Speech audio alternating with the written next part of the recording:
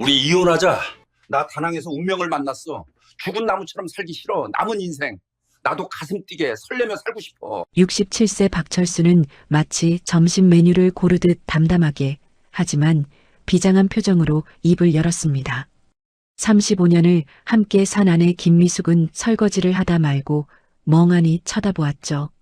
설렘. 그놈의 설렘 때문에 멀쩡한 아파트를 팔고 퇴직금을 털고 조강지처의 가슴에 대못을 박은 남자. 스스로를 로맨스 드라마의 주인공이라 믿었던 이 남자의 설렘은 과연 어떤 결말을 맞이하게 될까요? 인생의 후반전 채널에 방문해 주셔서 감사합니다. 사연 시작 전 구독과 좋아요를 눌러주시고 어디서 듣고 계신지 댓글 남겨주시면 그곳으로 기분 좋은 행운이 가득 깃들기를 진심으로 바라겠습니다. 사건이 터지기 2주 전 서울의 한 아파트. 박철수의 일상은 고요하다 못해 고인물처럼 썩어가고 있었습니다. 정년 퇴직 후 1년. 그는 대한민국 주부들이 가장 기피한다는 삼식이가 되어 있었죠. 아침 8시. 철수는 부스스한 얼굴로 거실로 나왔습니다. 주방에서는 아내 미숙이 달그락거리며 아침을 준비하고 있었어요. 된장찌개 냄새가 구수하게 퍼졌지만 철수의 표정은 뚱했습니다. 밥 다 됐어요. 와서 드세요. 미숙의 건조한 목소리. 철수는 식탁에 앉아 국을 한술 뜨더니 숟가락을 탁 내려놓았습니다. 또 된장찌개야? 어제 저녁에도 이거 먹었잖아. 당신이 어제 남겼잖아요. 아까워서 데웠어요. 그냥 드세요. 아까우면 당신이나 먹지. 왜 나한테 짬처리를 해? 내가 돈 벌어올 땐 고기 반찬 꼬박꼬박 올리더니 퇴직하니까 아주 사람 취급을 안 하네? 철수가 빈정거렸습니다. 미숙은 익숙한 듯 한숨을 내쉬며 냉장고에서 김치통을 꺼냈어요. 누가 취급을 안 해요? 밥 차려주는 것만 해도 고마운 줄 아세요. 영식이네 아빠는 요리학원 다닌대요. 아침마다 아내한테 요리도 해주고 파스타도 만들어 준다더라. 미숙의 비교질에 철수는 뚜껑이 열렸습니다. 야, 그 남자가 주책바가지인 거지. 늙어서 앞치마 두르고 설치는 게 자랑이야? 주책이라니요? 사랑받으려고 노력하는 거지. 당신처럼 소파에 뿌리 박고 앉아서 밥 줘, 물 줘 하는 게 더 흉해요. 나는 자격이 있잖아. 35년 동안 눈비 맞아가며 돈 벌어다 줬어. 은퇴했으면 이제 왕처럼 대접받으면서 쉬어도 되는 거 아니야? 내가 왜 늙어서까지 눈치 보며 요리를 해야 하는데. 왕 같은 소리 하고 있네. 돈 벌어올 때나 왕이지. 지금은 그냥 삼식이에요. 삼식이. 철수는 숟가락을 식탁에 쾅 내려놓았습니다. 됐다. 됐어. 내가 더러워서 안 먹는다. 철수는 씩씩거리며 방으로 들어가 버렸습니다. 등 뒤에서 미숙이 아유, 저 옹졸한 성격 하며 혀를 차는 소리가 들렸죠. 방에 들어온 철수는 침대에 벌러덩 누웠어요. 천장을 바라보는데 불현듯 서글픔이 밀려왔습니다. 내 인생이 고작 이건가? 평생 뼈 빠지게 일해서 가족들 먹여 살렸는데 늙으니까 눈칫밥이나 먹고. 그는 리모컨을 들어 TV를 켰습니다. 아침 드라마에서는 중년의 남녀가 불륜을 저지르며 뜨겁게 키스하고 있었어요.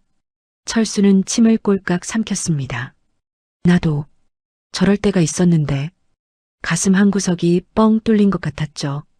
누군가 자기를 있는 그대로 봐주고 존중해주고 사랑해주는 그런 짜릿함. 그게 사무치게 그리웠어요. 그때 고교동창 단톡방에 알림이 울렸습니다. 야, 날씨도 우중충한데 우리 다낭이나 한번 갔다 올까? 내가 아는 리조트 싸게 나왔다. 골프도 치고 마사지도 받고 어때? 오, 좋지. 안 그래도 몸 찌뿌둥했는데. 철수의 눈이 번쩍 뜨였습니다. 다낭, 따뜻한 햇살, 푸른 바다, 그리고 자유. 이 칙칙한 집구석을 탈출할 수 있는 절호의 기회였어요. 그는 망설임 없이 답장을 보냈습니다. 나도 간다. 무조건 간다. 그날 저녁 철수는 미숙에게 통보했습니다. 나 친구들이랑 여행 좀 다녀올게. 베트남 다낭. 미숙은 설거지하던 손을 멈추지도 않고 대답했어요. 갔다 와요. 며칠이나 가는데요? 4박 5일. 회비는 내 비상금에서 쓸 거니까 신경 쓰지 말고. 알았어요. 가서 사고나 치지 말고 잘 놀다 와요. 미숙은 오히려 반기는 눈치였습니다. 며칠이라도 삼식이가 없어지면 편하니까요. 철수는 아내의 그런 태도에 또 한 번 빈정이 상했지만 짐을 싸면서 콧노래를 불렀어요. 두고 봐라. 내가 가서 아주 멋지게 놀다 올 테니까. 하지만 박철수는 몰랐습니다.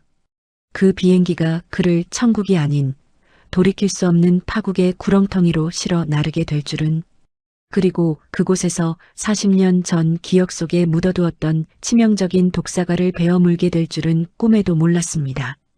며칠 후 인천공항 출국장. 화려한 등산복을 빼입은 철수와 친구들은 면세점을 기웃거렸어요. 철수는 큰맘 먹고 명품 선글라스 하나를 샀습니다. 거울 속에 비친 자신의 모습이 제법 멋스러운 중년 신사 같아 보였어요. 가자. 청춘을 위하여. 친구들과 건배하며 비행기에 오르는 철수의 심장은 오랜만에 쿵쿵 뛰고 있었습니다. 그것이 설렘인지 아니면 다가올 재앙에 대한 경고음인지도 모른 채 말이죠. 5시간의 비행 끝에 다낭 국제공항에 도착했습니다. 한국의 꽃샘추위와는 전혀 다른 습기를 머금은 훈훈한 바람이 철수의 얼굴을 감쌌어요. 3월의 다낭은 마치 초여름처럼 따뜻하고 싱그러웠죠. 리조트는 바다가 보이는 5성급 호텔이었고 동창들은 도착하자마자 수영장에서 맥주를 마시기 시작했습니다. 철수도 오랜만에 해방감을 느꼈어요. 아침에 일어나도 눈치 볼 사람 없고 술을 마셔도 잔소리할 사람 없었죠. 동창들과 어울려 골프를 치고 밤엔 현지 식당에서 해산물을 실컷 먹었습니다. 사흘째 되던 날 저녁 매운탕에 소주를 거하게 마신 친구가 말했습니다. 야, 우리 이 차는 분위기 좀 잡자. 여기서 한국 사람이 하는 라이브 카페가 유명하다네? 7080 노래도 나오고 야경이 기가 막힌데 거기 가서 맥주나 한 잔 시원하게 하자. 철수는 별 기대 없이 따라 나섰어요. 친구가 이끈 곳은 분위기 좋은 한인 라이브 바였습니다. 오, 분위기 죽이는데? 여기 한국 미사리 아니야? 실내에는 은은한 조명이 깔려 있었고 335 모인 한국인 관광객들이 맥주잔을 기울이며 추억에 젖어 있었어요. 이국당에서 만난 익숙한 풍경과 음악. 철수 일행의 기분도 한껏 달아올랐죠. 맥주 제일 시원한 걸로 줘요. 철수가 호기롭게 주문을 하려던 그때였습니다. 바 안쪽 와인잔을 닦으며 직원에게 뭔가를 지시하던 여자가 고개를 들었습니다. 화려한 조명 아래서도 단아함이 돋보이는 여자. 철수는 심장이 쿵 내려앉는 걸 느꼈어요. 은주였습니다. 대학교 때 만나 2년을 사귀었던 첫사랑 은주. 졸업 후 연락이 끊긴 지 40년 만에 재회였어요. 어머, 박철수? 오빠. 맞아요? 여자가 눈을 동그랗게 뜨며 다가왔어요. 은주는 여전히 예뻤습니다. 아니, 나이를 먹었지만 세월이 그녀에게만은 관대했다고 해야 할까요?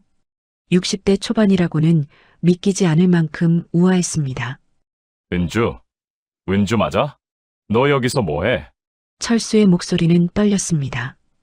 은주는 환하게 웃으며 카페 안을 가리켰죠. 여기 내 카페예요. 5년 전에 이혼하고 다낭으로 왔어요. 오빠는 어쩐 일이에요? 이혼. 그 단어가 철수의 귓가에 맴돌았습니다. 철수의 가슴속에서 왠지 모를 안도감이 차올랐어요. 유부녀가 아니라는 사실이 답답한 결혼 생활에 갇힌 그에게는 마치 기회처럼 들렸으니까요. 철수는 얼떨결에 대답했어요. 나는 작년에 퇴직하고 친구들이랑 여행 왔어. 근데 너 정말 그대로네. 하나도 안 늙었어. 은주는 수줍게 웃었습니다. 그 웃음이 40년 전 대학 캠퍼스에서 보던 그 미소와 똑같았죠. 철수는 가슴 한쪽이 뜨거워지는 걸 느꼈습니다. 동창들은 눈치를 채고 슬그머니 자리를 옮겼어요. 철수와 은주는 카페 구석 테이블에 마주 앉아 이야기를 나누기 시작했죠. 40년 동안 어떻게 살았는지, 가족은 어떤지, 지금은 무얼 하는지. 대화는 끝없이 이어졌습니다. 은주는 결혼 생활이 불행했다고 털어놓았어요. 남편의 사업 실패와 외도, 그리고 결국 이혼에 이르기까지 혼자 다낭으로 건너와 카페를 열고 근근히 살아가고 있다고 했죠. 철수는 자신도 모르게 은주의 손을 잡았습니다. 힘들었겠다. 혼자서 이 먼 곳까지 와서. 은주는 고개를 저었어요. 아니야. 오빠, 여기 오니까 오히려 마음이 편해졌어. 한국에 있을 땐 너무 숨 막혔거든. 여기선 아무도 나를 몰라. 그냥 편하게 살 수 있어. 철수는 묘한 감정에 사로잡혔습니다. 부러움이었을까요? 아니면 동정이었을까요? 아니, 그보다 더 깊은 무언가였어요. 그날 밤 철수는 리조트로 돌아와서도 잠을 이루지 못했습니다. 은주의 얼굴이 자꾸만 떠올랐죠. 40년 전 헤어질 때의 기억이 생생하게 되살아났어요. 취업 때문에 서울과 부산으로 갈라서야 했던 그때 은주가 울먹이며 말했던 것. 오빠, 우리 나중에 다시 만날 수 있을까요? 그때 철수는 대답하지 못했습니다. 그리고 그게 마지막이었죠. 다음 날 철수는 동창들에게 먼저 가라고 하고 혼자 은주의 카페를 찾았습니다. 은주는 놀라면서도 반가워했죠. 오빠, 오늘 골프 안 가? 철수는 머리를 극적이며 웃었어요. 골프보다 너랑 이야기하는 게 더 좋아서. 은주는 얼굴이 붉어졌습니다. 둘은 카페 2층 테라스에 앉아 베트남 커피를 마시며 이야기를 나눴어요. 과거의 추억, 현재의 삶, 그리고 미래의 꿈까지. 오빠는 결혼 생활 어때요? 행복하세요? 은주의 질문에 철수는 잠시 망설였습니다. 행복하냐고 물으면 뭐라 대답해야 할까요? 불행하지는 않지만 그렇다고 행복하다고 말하기도 애매했어요. 글쎄, 그냥 사는 거지 뭐. 35년을 살았는데 이제 와서 행복하냐 불행하냐 따질 것도 없고. 은주는 슬픈 눈으로 철수를 바라봤습니다. 나도 그렇게 살았어. 그냥 사는 거. 근데 그게 진짜 사는 건가 싶더라고. 이혼하고 나서야 알았어. 내가 얼마나 나를 속이고 살았는지. 철수는 가슴이 철렁했습니다. 은주의 말이 자신의 이야기 같았거든요. 여행 마지막 날 밤 은주는 철수를 자신의 가게 2층 테라스로 초대했습니다. 한강 야경이 내려다 보이는 근사한 곳이었죠. 테이블 위에는 비싼 와인과 안주가 차려져 있었습니다. 오빠, 이거 다 내가 사는 거니까 부담 갖지 말고 드셔. 나 여기 다낭에서 자리 잡았잖아. 은주는 짐짓 여유로운 척 웃었지만 술이 몇 잔 들어가자 표정이 어두워졌습니다. 은주야, 무슨 일 있어? 얼굴이 안 좋아. 철수가 묻자 은주는 기다렸다는 듯 한숨을 쉬며 와인 잔을 만지작거렸습니다. 사실은 오빠 보니까 너무 좋으면서도 슬퍼서 그래. 슬퍼. 왜? 오빠 내일이면 가잖아. 오빠 가면 난 또 혼자야. 은주의 눈가에 물기가 어렸습니다. 나 여기서 돈도 벌 만큼 벌었고 사업도 어느 정도 자리 잡았어. 남들은 나보고 성공한 여사장님이라고 부러워해. 근데 오빠, 나 밤마다 무서워. 무서워? 응. 이 넓은 집에 나 혼자 죽어 있어도 아무도 모를까 봐. 며칠 전엔 몸살이 났는데 물 떠다 줄 사람도 없더라. 그때 생각했어. 아, 돈이 다 무슨 소용인가. 내 옆에서 밥같이 먹고 나 아플 때 손잡아 줄 사람 하나 없는데. 은주는 눈물을 뚝뚝 흘렸습니다. 철수의 가슴이 찌릿했어요. 40년 전 청순했던 첫사랑이 이역만리 타국에서 성공은 했지만 외로움에 떨고 있다니. 철수의 남자로서의 보호 본능이 꿈틀거렸습니다. 은주야, 오빠는 좋겠다. 한국 가면 챙겨주는 아내도 있고 자식들도 있고 나는 그냥 이렇게 혼자 늙어가다 죽겠지? 은주가 철수의 손등 위에 자신의 손을 포개었어요. 따뜻하고 부드러운 감촉. 철수는 침을 꼴깍 삼켰죠. 만약에, 아주 만약에 말이야. 오빠 같은 남자가 내 옆에 있어주면 얼마나 좋을까. 오빠는 듬직하잖아. 내가 번 돈으로 오빠랑 골프도 치러 다니고 맛있는 것도 해 먹이고 그럼 나 진짜 여한이 없을 텐데. 미숙이랑 살면서 돈 아껴라. 청소해라 잔소리만 듣던 철수에게 내가 번 돈으로 오빠 호강시켜주겠다는 말은 악마의 속삭임보다 달콤했습니다. 은주야, 철수가 은주의 손을 꽉 잡았습니다. 술 기운인지 분위기 탓인지 철수는 자신이 마치 구원자가 된 기분이었습니다. 너 혼자 안 죽어. 내가 있잖아. 오빠, 하지만 오빠는 가정이 있잖아. 가정이 무슨 소용이야. 껍데기뿐인걸. 나도 그 집에서 외로워. 돈 벌어다 주는 기계 취급만 받고 우리 둘 다 외로운 사람끼리 만난 거야. 철수의 눈이 이글거렸습니다. 은주는 놀란 척하며 철수의 품에 안겼습니다. 정말 나 안 버릴 거야? 나 오빠만 믿어도 돼? 그럼 내가 정리하고 올게. 내가 와서 너 지켜줄게. 남은 인생 우리 둘이 설레며 살자. 은주는 철수의 가슴에 얼굴을 묻고 흐느꼈습니다. 하지만 그녀의 입꼬리는 철수가 보지 못하는 각도에서 살짝 올라가 있었죠. 하지만 철수는 몰랐습니다. 이 달콤한 환상이 얼마나 값비싼 대가를 치르게 될지. 다음 날 새벽 철수는 인천행 비행기에 올랐습니다. 머릿속엔 온통 은주 생각뿐이었죠. 한국에 돌아가면 제일 먼저 할 일이 정해져 있었어요. 아내에게 이혼을 요구하는 것. 철수는 기내에서 핸드폰을 꺼내 은주에게 메시지를 보냈습니다. 곧 정리하고 다시 갈게. 조금만 기다려줘. 은주의 답장이 왔습니다. 오빠 믿어요. 사랑해요. 철수는 화면을 보며 미소 지었어요. 비행기 창밖으로 구름이 흘러갔고 철수는 새로운 인생을 꿈꿨습니다. 인천공항 리무진 버스 안. 박철수는 창밖으로 스쳐 지나가는 서울의 풍경을 보며 묘한 우월감에 젖어 있었어요. 한강 다리 위를 꽉 채운 출근 차량들, 잿빛 하늘, 바쁘게 움직이는 사람들. 불과 5일 전만 해도 저들 틈에 섞여 있었지만 지금의 그는 달랐어요. 그의 가슴 속에는 다낭의 태양과 은주라는 뜨거운 비밀이 숨겨져 있었으니까요. 다들 불쌍하군. 사랑도 모르고 기계처럼 살아가다니. 철수는 핸드폰 갤러리를 열어 은주와 찍은 사진을 들여다봤습니다. 뽀샤시 필터가 잔뜩 들어간 사진 속 은주는 여신 같았어요. 그는 사진에 입을 맞추며 중얼거렸죠. 기다려. 오빠가 곧 갈게. 잠시 후 버스가 정류장에 멈춰 섰습니다. 버스에서 내린 박철수는 서울의 잿빛 하늘을 올려다봤어요. 불과 5시간 전만 해도 다낭의 푸른 하늘 아래 있었는데 서울은 온통 미세먼지와 팍팍한 공기뿐이었습니다. 이게 현실이군. 지옥 같은 현실. 그는 캐리어를 끌고 아파트 단지로 들어섰습니다. 도어록이 열리자마자 훅 끼쳐오는 멸치 육수 냄새. 은주에게서 풍기던 은은한 향수 냄새와는 비교도 안 되는 지극히 생활적이고 비릿한 냄새가 철수의 코를 찔렀습니다. 아내 미숙은 설거지를 하고 있었어요. 5일 만에 남편이 돌아왔는데도 시선은 식기에 고정한 채 건성으로 물었죠. 왔어요? 밥은요?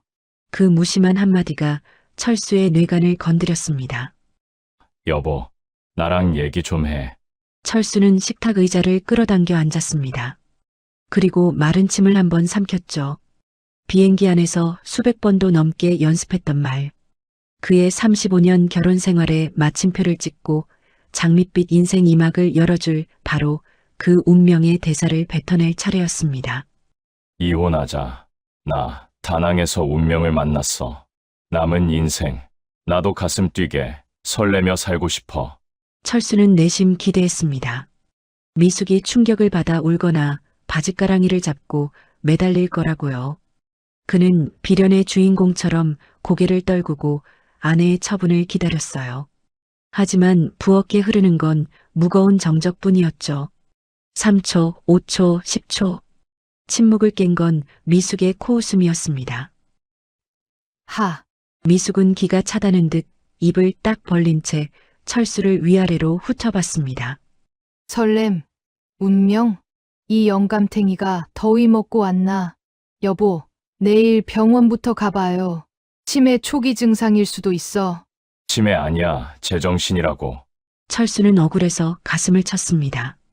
왜 아무도 내 사랑을 진지하게 봐주지 않는 건가? 미숙은 그제야 자세를 고쳐 앉았어요.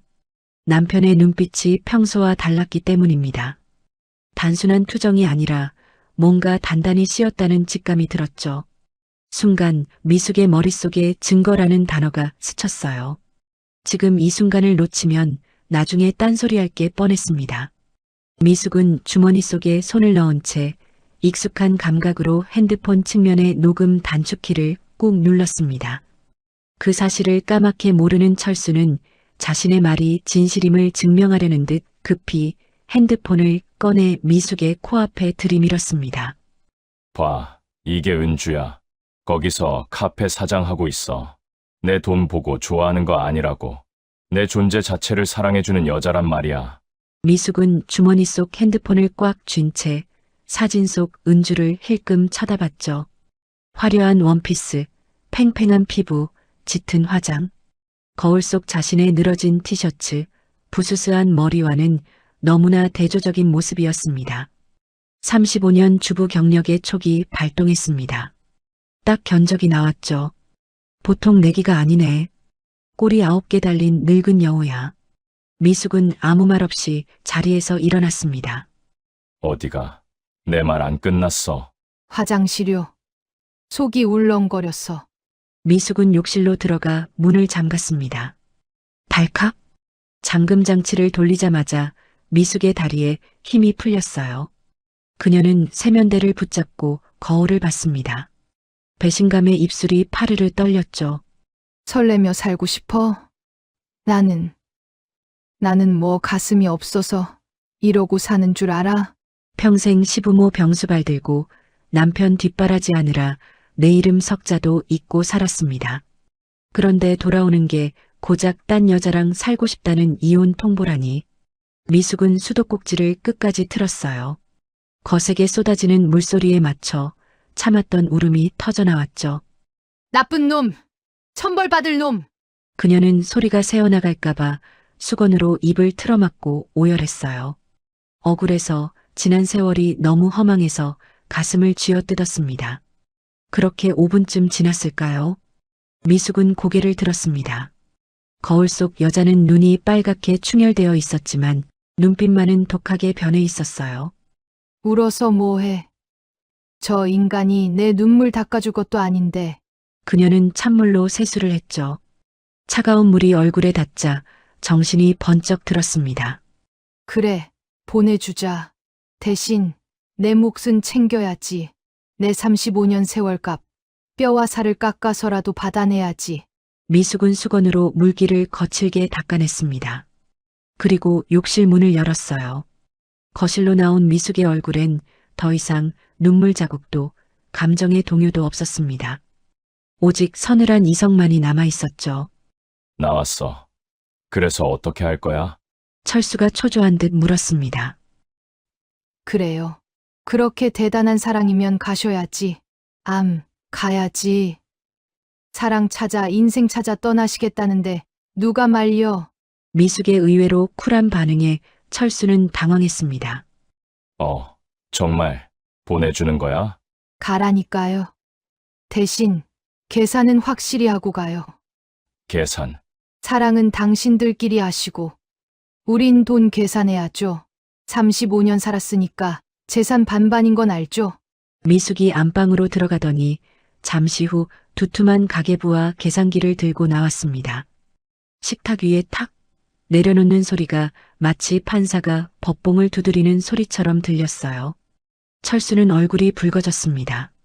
숭고한 사랑을 돈으로 환산하려는 아내가 속물처럼 느껴졌죠. 야, 너는 어떻게 모든 걸 돈으로만 생각하냐? 내가 섭섭지 않게 준다고 했잖아. 섭섭지 않게. 구체적으로 얼마요? 위자료로 5천만 원. 그리고 당신 이 집에서 계속 살게 해줄게. 명의는 내 거지만. 철수는 아주 큰 선심을 쓰는 척 말했습니다. 미숙은 계산기를 탁탁 두드리더니 철수에게 화면을 보여줬어요. 이 아파트 시세 10억이에요. 반이면 6억. 당신 퇴직금이랑 연금도 반 나눠야 하고 최소 7억은 내놓고 가요. 7억? 내가 뼈 빠지게 일해서 번 돈이야. 내가 한 게 뭐 있다고 7억을 달래? 집에서 밥하고 빨래하고 당신 수발 등 값이에요. 억울하면 소송하던가. 아, 맞다. 당신 유책 배우자네. 바람나서 나가는 거니까 위자료 5천만 원은 당신이 나한테 더 줘야겠네. 미숙의 논리는 빈틈이 없었습니다. 철수는 말문이 막혔어요. 7억을 주면 남는 게 거의 없었습니다. 은주에게 내가 가서 다 해주겠다고 큰 소리 쳤는데 빈털터리로 갈 순 없었죠. 순간 철수의 짠돌이 본능이 꿈틀거렸어요. 사랑은 사랑이고 돈은 돈이었습니다. 철수는 코웃음을 쳤어요. 7억. 이 여자가 진짜 노망이 났나. 꿈 깨. 내 눈에 흙이 들어가기 전엔 절대 못 줘. 내가 집구석에서 밥 짓고 빨래한 게 뭐 대수라고 7억을 달래? 내가 밖에서 상사한테 깨지고 술 접대하면서 번 돈이야. 어디서 감히 7억 타령이야. 주제를 알아야지. 철수는 쾅소리 나게 작은 방 문을 닫고 들어갔어요. 거실에 홀로 남은 미숙. 그녀는 닫힌 방문을 한참이나 멍하니 바라봤죠. 35년입니다. 강산이 3번 변하는 동안 저 남자의 밥을 차리고 팬티를 빨고 술주정을 받아냈습니다. 그 긴 세월이 고작 설렘이라는 단어 하나에 부정당했다는 사실이 기가 막혀 헛웃음이 나왔어요. 미숙은 냉장고로 걸어가 찬물을 꺼냈습니다. 손이 미세하게 떨리고 있었죠. 물을 벌컥벌컥 들이켰지만 가슴 밑바닥에서 치밀어 오르는 뜨거운 덩어리는 쉽게 내려가지 않았죠. 눈시울이 붉어지고 시야가 흐릿해졌어요. 당장이라도 주저앉아 펑펑 울고 싶었습니다. 하지만 미숙은 식탁 의자를 꽉 붙잡고 버텼죠. 울지 마. 김미숙, 울지 마. 저 인간 때문에 우는 건 눈물도 아까워. 그녀는 거울 속에 비친 초라한 자신의 얼굴을 보며 억지로 입꼬리를 끌어올렸습니다. 입술이 파르르 떨렸지만 그녀는 애써 소리내어 웃어 보였어요. 그래. 잘 됐다.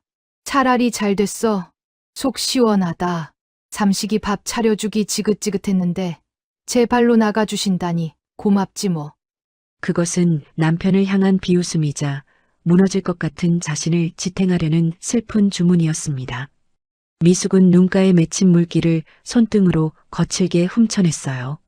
그리고 다시 차가운 눈빛으로 돌아와 핸드폰을 들었습니다. 변호사인 조카 박동혁에게 전화를 걸었죠. 응, 동혁아. 이모야. 네 이모부가 결국 사고를 쳤어. 이모, 괜찮으세요? 무슨 일이에요? 딴 여자 생겼단다. 다낭 가서 첫사랑을 만났대나 뭐래나. 방금 그 인간이 지 입으로 이혼하자고 떠드는 거 내가 싹 다 녹음해놨어. 빼도 박도 못하는 증거다. 재산 분할 바로 들어가자. 아주 탈탈 털어버릴 수 있게. 내가 준비 좀 독하게 해줘. 벽 하나를 사이에 두고 철수는 핑크빛 미래를 꿈꾸며 콧노래를 부르고 있었고 미숙은 남편의 인생을 숫자로 해체하는 전쟁을 시작했습니다. 작은 방에서 철수는 은주에게 메시지를 보냈어요. 은주야, 오늘 아내한테 이혼 이야기 꺼냈어. 처음엔 좀 놀라더니 생각보다 순순하게 받아들이더라. 절차 밟으면 금방 끝날 것 같아. 은주의 답장이 왔습니다. 오빠 빨리 보고 싶어. 여기 날씨 너무 좋은데 오빠랑 같이 보고 싶네. 철수는 은주가 보낸 하트 이모티콘을 보며 싱글벙글 웃었어요. 67년 인생에서 이렇게 가슴 설레는 순간이 또 있었을까요? 나도 빨리 가고 싶어. 조금만 기다려줘. 다 정리하고 갈게. 은주는 잠시 망설이는 듯 하더니 말했습니다. 오빠, 나 때문에 그 큰 결심을 한 거야? 정말 감동이야. 역시 내 남자야. 근데 오빠, 올 때 현금은 얼마나 융통할 수 있어? 오빠 오면 우리가 새로운 인생 시작해야 하는데 내가 오빠 체면 안 구기게 미리 계획 좀 세워두려고. 철수는 잠시 멈칫했어요. 은주가 돈 이야기를 꺼낸 건 처음이었거든요. 하지만 곧 고개를 저었습니다.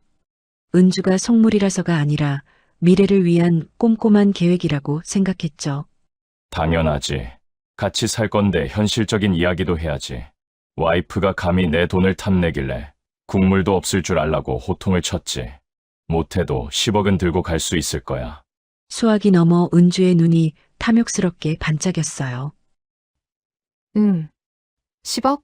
여기 VIP 사모님들 기준에는 조금 귀여운 수준이긴 하네. 철수는 뜨끔했습니다. 10억이 귀엽다니. 알았어, 오빠. 일단 빨리 와. 보고 싶어? 귀여운 수준이라는 말이 가시처럼 목에 걸렸지만 철수는 은주가 보낸 하트 이모티콘에 금세 마음이 녹았습니다. 역시 은주는 사업하는 여장부라 통이 크다고 생각했죠. 다음 날 아침 미숙은 일찍 일어나 남편 몰래 집을 나섰습니다. 강남에 있는 조카 박동혁의 법무법인으로 향했죠. 사무실에 들어서자 동혁이 반갑게 맞아주었어요. 이모, 어서 오세요. 커피 드릴까요? 아니, 됐다. 시간이 아까워. 바로 본론으로 들어가자. 미숙은 가방에서 가계부와 각종 서류를 꺼내 책상 위에 펼쳤습니다. 아파트 등기부등본, 남편 명의 통장사본, 퇴직금 증명서, 연금 납입 증명서까지 35년 동안 가족을 위해 악착같이 관리해온 살림의 기록들이었습니다. 노후를 위해 정리해둔 그 서류들이 아이러니하게도 남편을 쳐낼 가장 확실한 무기가 된 셈이었죠. 동혁은 미숙이 내민 휴대폰 녹음을 이미 들어본 듯 고개를 절레절레 흔들었습니다. 이모, 어제 보내주신 녹음 파일 들어봤는데, 와, 진짜 가관이더라고요. 설레며 살고 싶다니. 이모부 진짜 노망나신 거 아니에요? 그러게 말이다. 67살 먹고 사랑놀이를 하겠다는데 내가 말려봤자 소용없더라. 자, 긴 말 필요 없고. 동혁아, 내가 어제 전화로 말했지? 나 절대 손해 안 본다고. 동혁은 미숙이 펼쳐놓은 서류들을 꼼꼼히 살펴봤습니다. 그리고 감탄하며 고개를 끄덕였어요. 이모, 이거 완벽하네요. 가계부도 그렇고, 통장 내역도 다 있고, 혼인기간도 35년이면 재산분할 50대 50은 기본이고, 이 녹음 파일 덕분에 위자료도 확실히 받을 수 있어요. 위자료? 얼마나 받을 수 있는데? 상대 여자와의 관계 증명만 되면 3천만 원에서 5천만 원 정도는 받을 수 있어요. 일단 이혼 조정 신청부터 하고 재산분할 목록 작성하겠습니다.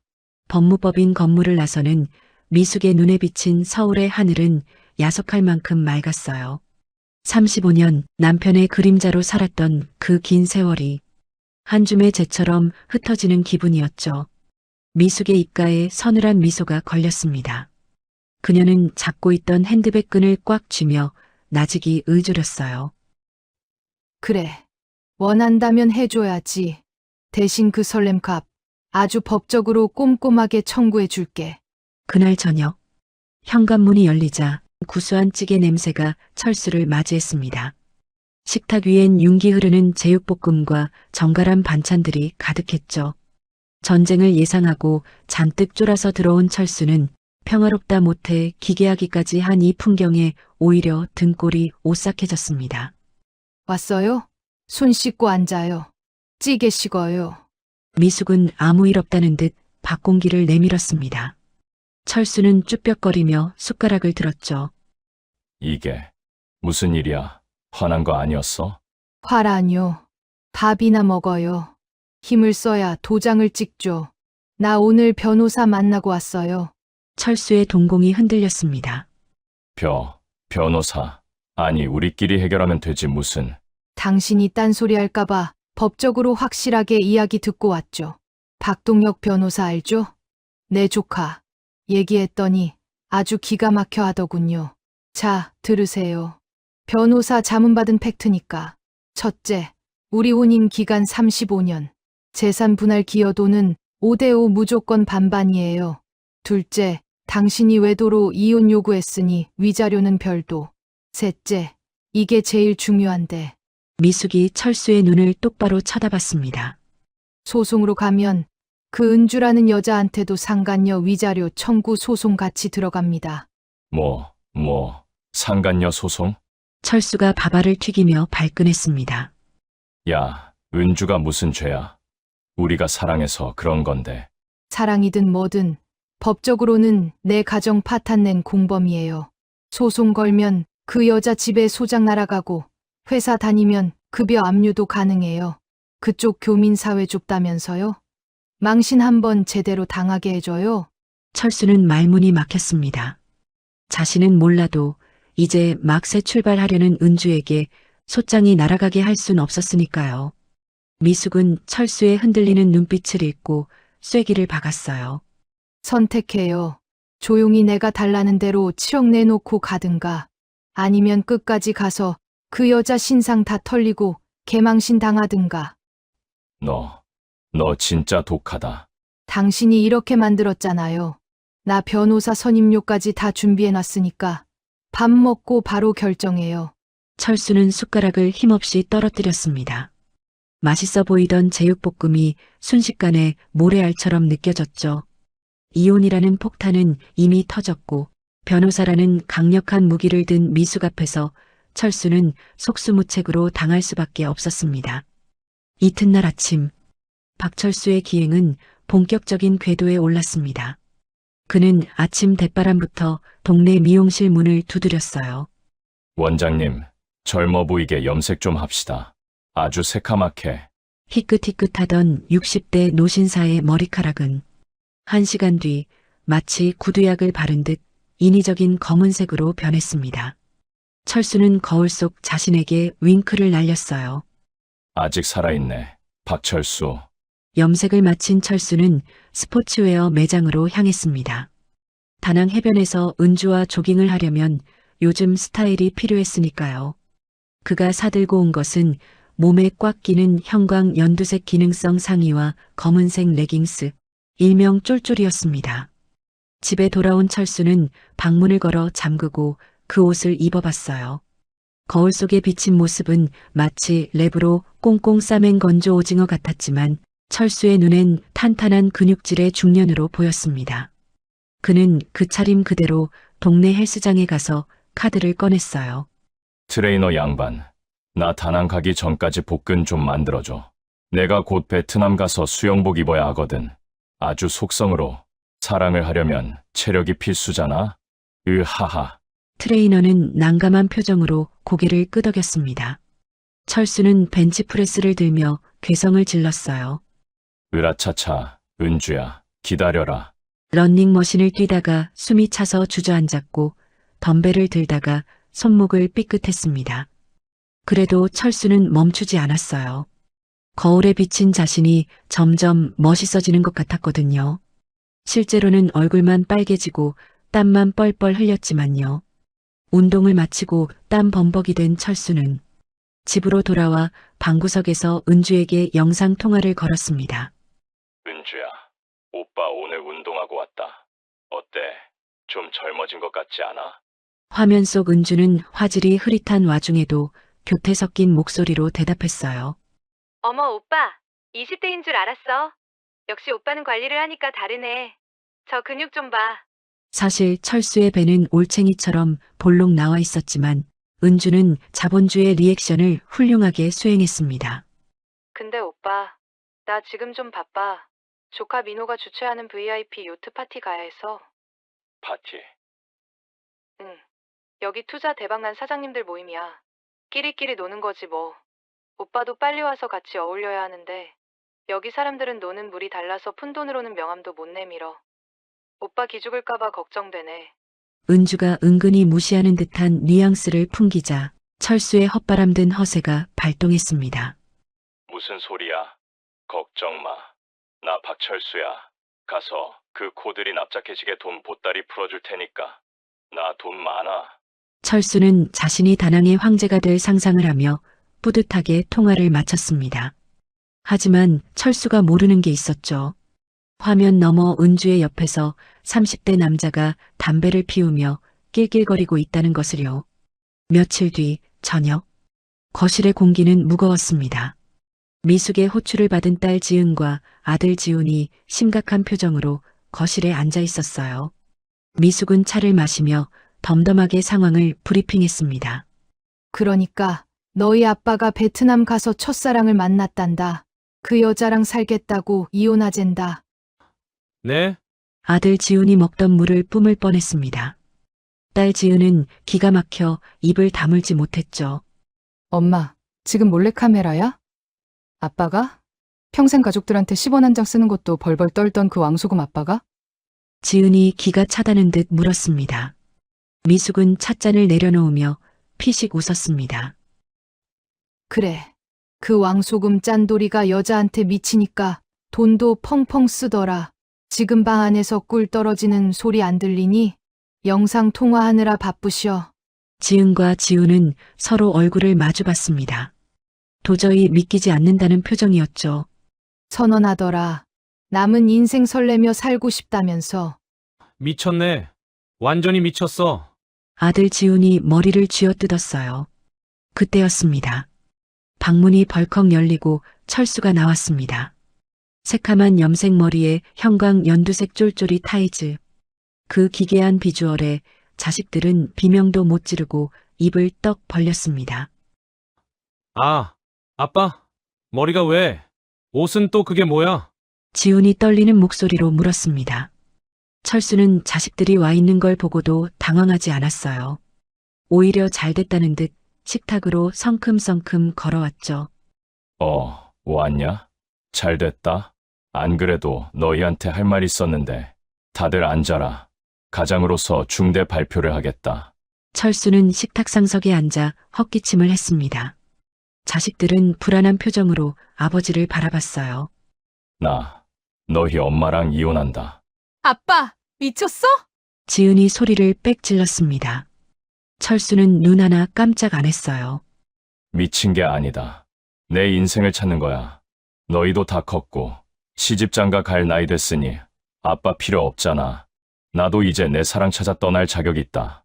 베트남에 있는 은주라는 사람이다. 너희한테는 새어머니가 되겠구나. 새어머니? 아빠, 제정신이야? 그 여자가 아빠 돈 보고 접근한 꽃뱀이면 어쩔 건데? 40년 만에 만났는데 갑자기 같이 살자고 하는 게 말이 돼? 지훈이 따지고 들었습니다. 철수의 얼굴이 불그락푸르락해졌어요. 이 녀석이 말 함부로 하지 마. 은주는 그런 여자 아니야. 다낭에서 카페 사장님이야. 나보다 돈도 많아. 순수하게 나란 사람을 사랑해주는 거야. 너희 엄마처럼 돈 타령하는 속물들이랑은 차원이 다르다고. 식탁에 침묵이 흘렀습니다. 미숙은 찻잔을 만지작거리며 조용히 입을 열었어요. 여보, 애들 앞에서 그게 할 소리예요. 속물. 당신 팬티 한 장까지 다 내가 사다 입혔어. 35년 동안 당신 밥해 먹이고 뒷바라지한 사람한테 속물? 당신이 해준 게 뭐 있어. 내가 뼈 빠지게 일해서 갖다 준 월급으로 편하게 살았으면서. 철수의 적반하장에 지은이 울음을 터뜨렸습니다. 아빠 진짜 최악이다. 엄마가 아빠 때문에 얼마나 고생했는데. 할머니 병수발 다 들고. 아빠 술 먹고 들어오면 꿀물 타주고. 그걸 몰라? 시끄러. 너희는 어려서 사랑을 몰라. 이 아빠가 얼마나 외로웠는지 아냐. 이 집에서 나는 그냥 돈 벌어오는 기계였어. 이제 그 기계 멈추고 인간 박철수로 살겠다는데 자식이라는 놈들이 축복은 못 해줄 망정. 지훈이 자리에서 벌떡 일어났습니다. 아빠, 제발 정신 좀 차려. 거울 좀 봐. 40년 만에 만난 여자가, 그것도 능력 있고 돈 많은 여사장님이 왜 아빠랑 살겠다고 해? 지은의 목소리가 날카로워졌어요. 그거 전형적인 사기 패턴이야. 처음엔 돈 많다고 안심시키고 사랑한다고 꼬드겨서 나중에 사업 자금이 묶였다. 투자가 필요하다 하면서 돈 요구할 게 뻔하다고. 철수는 뜨끔했습니다. 은주가 돈 이야기를 꺼냈던 게 스쳐 지나갔거든요. 하지만 인정할 수 없었습니다. 너희가 뭘 알아? 은주는 그런 여자 아니야. 그 사람은 순수하게 나를, 내 영혼을 사랑하는 거야. 영혼? 아빠 퇴직금이랑 아파트 팔아서 쥐고 갈 돈을 사랑하는 거겠지. 아빠가 돈 한 푼 없이 가도 받아준대? 확인해봤어? 지은의 말은 전곡을 찔렀습니다. 사실 철수도 10억이라는 액수를 말했을 때 은주가 귀엽다고 했던 게 마음에 걸렸으니까요. 그래서 더 화를 냈습니다. 시끄러. 니들 눈엔 세상이 다 돈으로만 보이지? 철수는 씩씩거리며 자리에서 일어났습니다. 난 결정했다. 그리고 너희들, 내 재산 탐내지 마라. 다 팔아서 다낭 가져갈 거니까. 유산이고 뭐고 국물도 없을 줄 알아. 철수는 쾅 소리 나게 다시 안방으로 들어가 버렸습니다. 다시 거실엔 충격에 빠진 새 모자만 남았어요. 지훈과 지은은 충격에 빠져 말을 잇지 못했습니다. 엄마, 어떡할 거야? 아빠 저대로 놔둘 거야? 지훈이 심각하게 물었습니다. 미숙은 천천히 찻잔을 비웠어요. 그녀의 눈빛은 아까보다 더 차갑게 가라앉아 있었습니다. 놔두긴 보내드려야지. 그렇게 가고 싶다는데. 응? 엄마, 진짜 이혼해줄 거야? 지은이 놀라서 물었어요.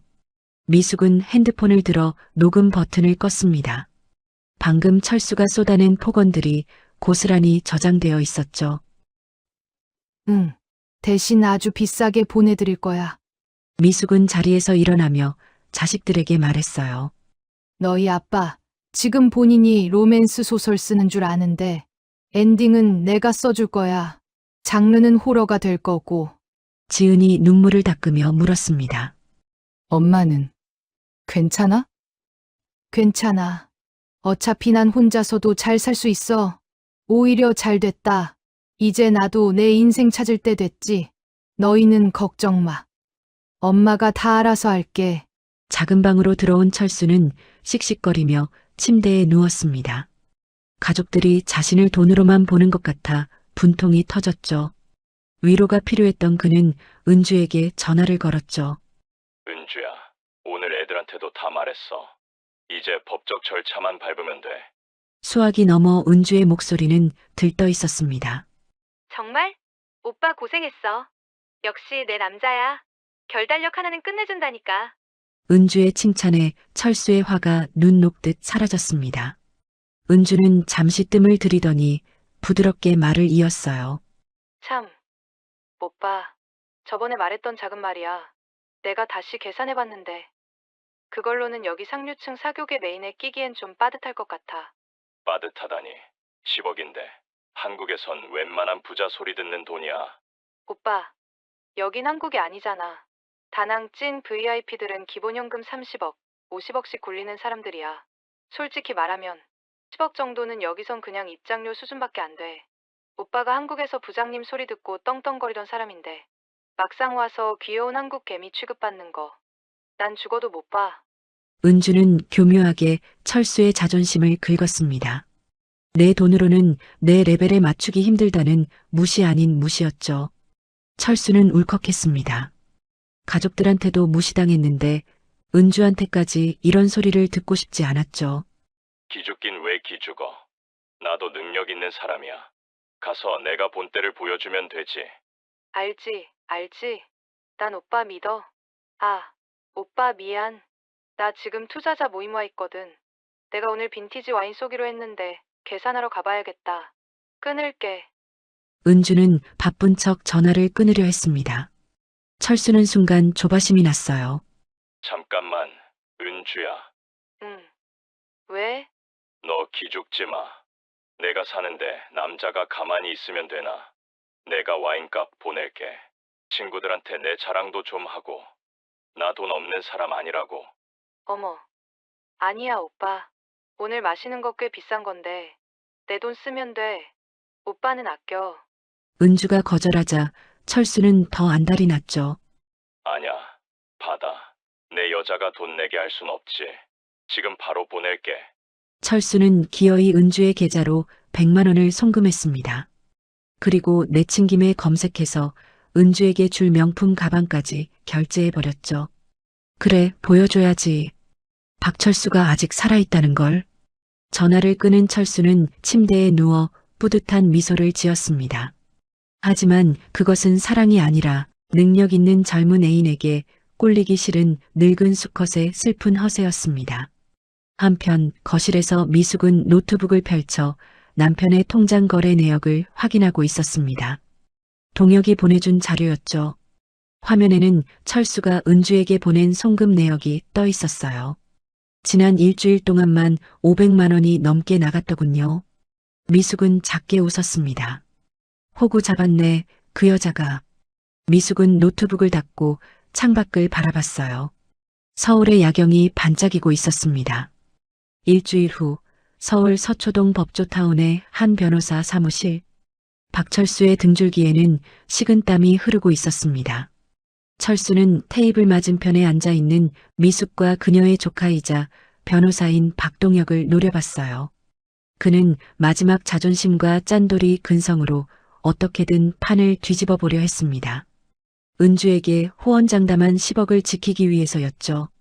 철수는 테이블 위에 두툼한 현금 봉투를 툭 던졌습니다. 마치 느와르 영화의 보스처럼 말이죠. 자, 여기 5천만 원이다. 현금으로 준비했어. 내 성이야. 철수는 다리를 꼬며 거만하게 말했어요. 집은 내 명이니까 건드리지 말고 이걸로 위자료 퉁치자. 35년 전을 생각해서라도 너무 빡빡하게 굴지 말자고. 동혁은 피식 웃으며 서류를 철수 앞으로 밀었습니다.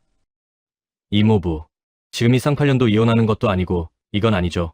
법적으로 계산 다 끝났습니다. 이모부님은 이모님께 정확히 6억 7,500만 원을 지급하셔야 합니다. 동혁이 계산기를 두드리며 차갑게 응조렸어요.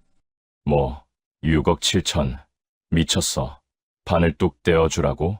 야, 내가 밖에서 뼈 빠지게 일할 때 집에서 놀고 먹은 사람이 무슨 기여도가 50%야. 전업주부 가사노동 같이 인정된 지가 언젠데요. 그리고 동혁이 서류 한 장을 더 꺼내 들었습니다. 이 합의서에 도장 안 찍으시면 바로 소송 들어갑니다. 아시죠? 소송 가면 상간녀 위자료 청구까지 같이 들어가는 거. 다낭에 있는 김은주 씨한테 소장 날아가도 상관없으시죠? 그분 사업하신다면서요. 교민사회에 소문 쫙 퍼질 텐데. 철수는 입을 다물었습니다. 은주에게 큰 소리쳤던 10억이 눈앞에서 반토막 난다는 계산이 서자 철수의 눈앞이 캄캄해졌습니다. 안 되는데. 은주가 실망할 텐데. 쪽팔려서 이걸 어떻게 말해? 내가 능력 없는 남자라고 생각할 거 아니야. 돈도 돈이지만 은주에게 깎일 체면이 더 무서웠어요. 하지만 도장을 안 찍으면 은주에게 소장이 날아가고 그러면 모든 게 끝장이었죠. 알았다. 찍는다. 찍어. 더러워서 준다. 쿵. 빨간 인주가 묻은 도장이 합의서에 찍혔습니다. 그 소리가 마치 철수의 인생이 두 동강 나는 소리처럼 들렸습니다. 미숙은 서류를 확인하고 자리에서 일어났어요. 야, 김미숙. 너 진짜 독하다. 35년 산 남편을 이렇게 빈털터리로 만드냐? 철수가 마지막으로 투덜거리자 미숙은 나가다 말고 뒤를 돌아보며 싸늘하게 웃었습니다. 빈털털이라뇨. 5억 넘게 챙겨가시잖아요. 그 돈으로 그 운명이랑 잘 살아보세요. 사기나 당하지 말고. 엘리베이터를 타고 내려오는 동안 철수는 핸드폰을 꺼냈습니다. 손바닥에 식은땀이 흥건했죠. 은주에게 10억을 호언장담했는데 당장 반토막 난 사실을 숨길 수가 없었습니다. 들통나서 망신을 당하느니 차라리 매도 먼저 맞는 게 낫겠다 싶었죠. 빌딩 밖으로 나와 은주에게 메시지를 보냈습니다. 은주야, 방금 도장 찍었어. 다 해결됐다. 근데 미숙이가 변호사까지 써서 독하게 나오는 바람에 내가 챙길 수 있는 돈이 5억 4천 정도밖에 안 될 것 같아. 미안, 내가 큰 소리 쳤는데 면목이 없네. 철수는 전송 버튼을 누르고 숨을 죽였어요. 답장이 오기까지 걸린 시간은 불과 1분이었지만 철수에게는 1년 같았죠.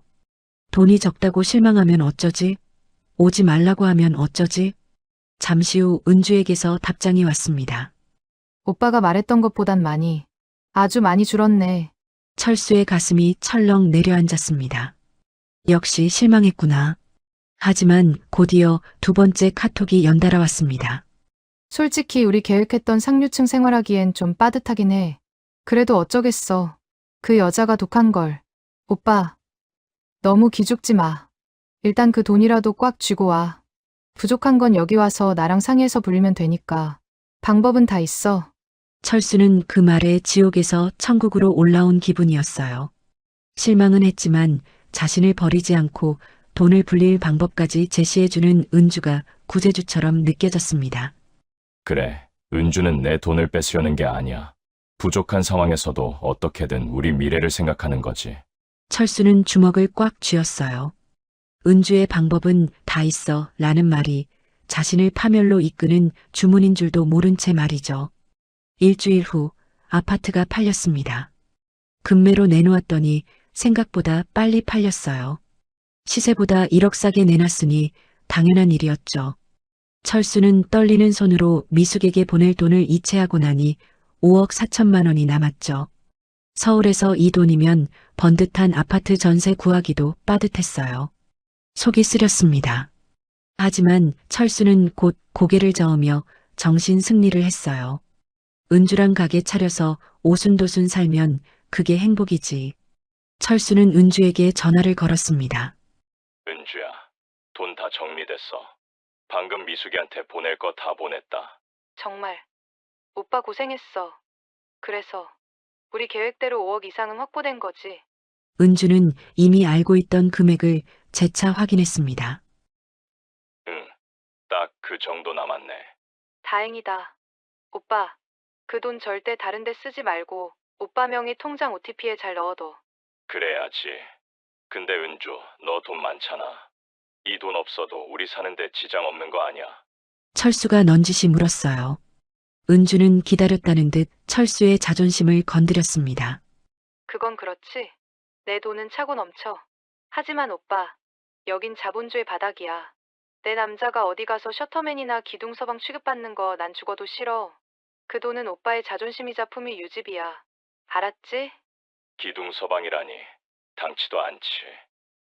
알았어. 내 자존심 세울 총알이니까 목숨보다 소중하게 챙겨갈게. 응. 역시 내 남자야. 빨리 와. 보고 싶어 죽겠어. 다음 날 철수는 인천공항행 편도 비행기표를 끊었어요. 돌아올 생각은 없었습니다. 금이 환영하기 전까지는요. 철수는 공항버스에 오르며 마지막으로 서울 하늘을 올려다봤어요. 잘 있어라. 지옥 같은 서울아. 나는 천국으로 간다. 이제 그에게 남은 건 5억 4천만 원이라는 묵직한 총알과 그 총알을 노리고 입을 벌린 다낭의 덕분이었습니다. 다낭국제공항 입국장. 박철수는 짐 카트를 밀며 두리번거렸어요. 주머니 속에는 전 재산을 털어넣은 보안카드와 OTP가 들어있었죠. 손으로 주머니를 만지작거릴 때마다 딱딱한 플라스틱 감촉이 느껴졌습니다. 불안감과 기대감이 뒤섞여 심장이 두근거렸습니다. 그래, 이게 맞는 선택이야. 난 잘한 거야. 무조건 잘한 거야. 철수는 스스로의 결정을 필사적으로 정당화하고 있었죠. 마침내 베트남 다낭 공항에 도착한 순간 오빠, 저 멀리서 화사한 하얀 원피스를 입은 은주가 손을 흔들었어요. 다낭의 후끈한 열기 속에서 그녀만 시원한 바람을 두르고 있는 것 같았습니다. 햇살을 받아 반짝이는 그녀의 모습은 마치 영화의 한 장면 같았죠. 그런데 은주 혼자가 아니었어요. 그녀의 뒤에는 흰 장갑을 낀 기사가 반듯하게 서 있었고 그 옆에는 검은색 벤츠 S클래스가 번쩍이며 대기하고 있었습니다. 차체에 반사된 햇빛이 눈부셨어요. 철수는 멈칫했습니다. 뭔가 스케일이 다른 것 같았거든요. 은주야, 이게 다 뭐야? 철수가 더듬거리며 물었어요. 은주는 철수의 팔을 꽉 잡으며 환하게 웃었습니다. 내가 오빠 온다고 렌트했지. 우리 오빠 첫날부터 불편하게 할 순 없잖아. 기사님, 짐 실어드려요.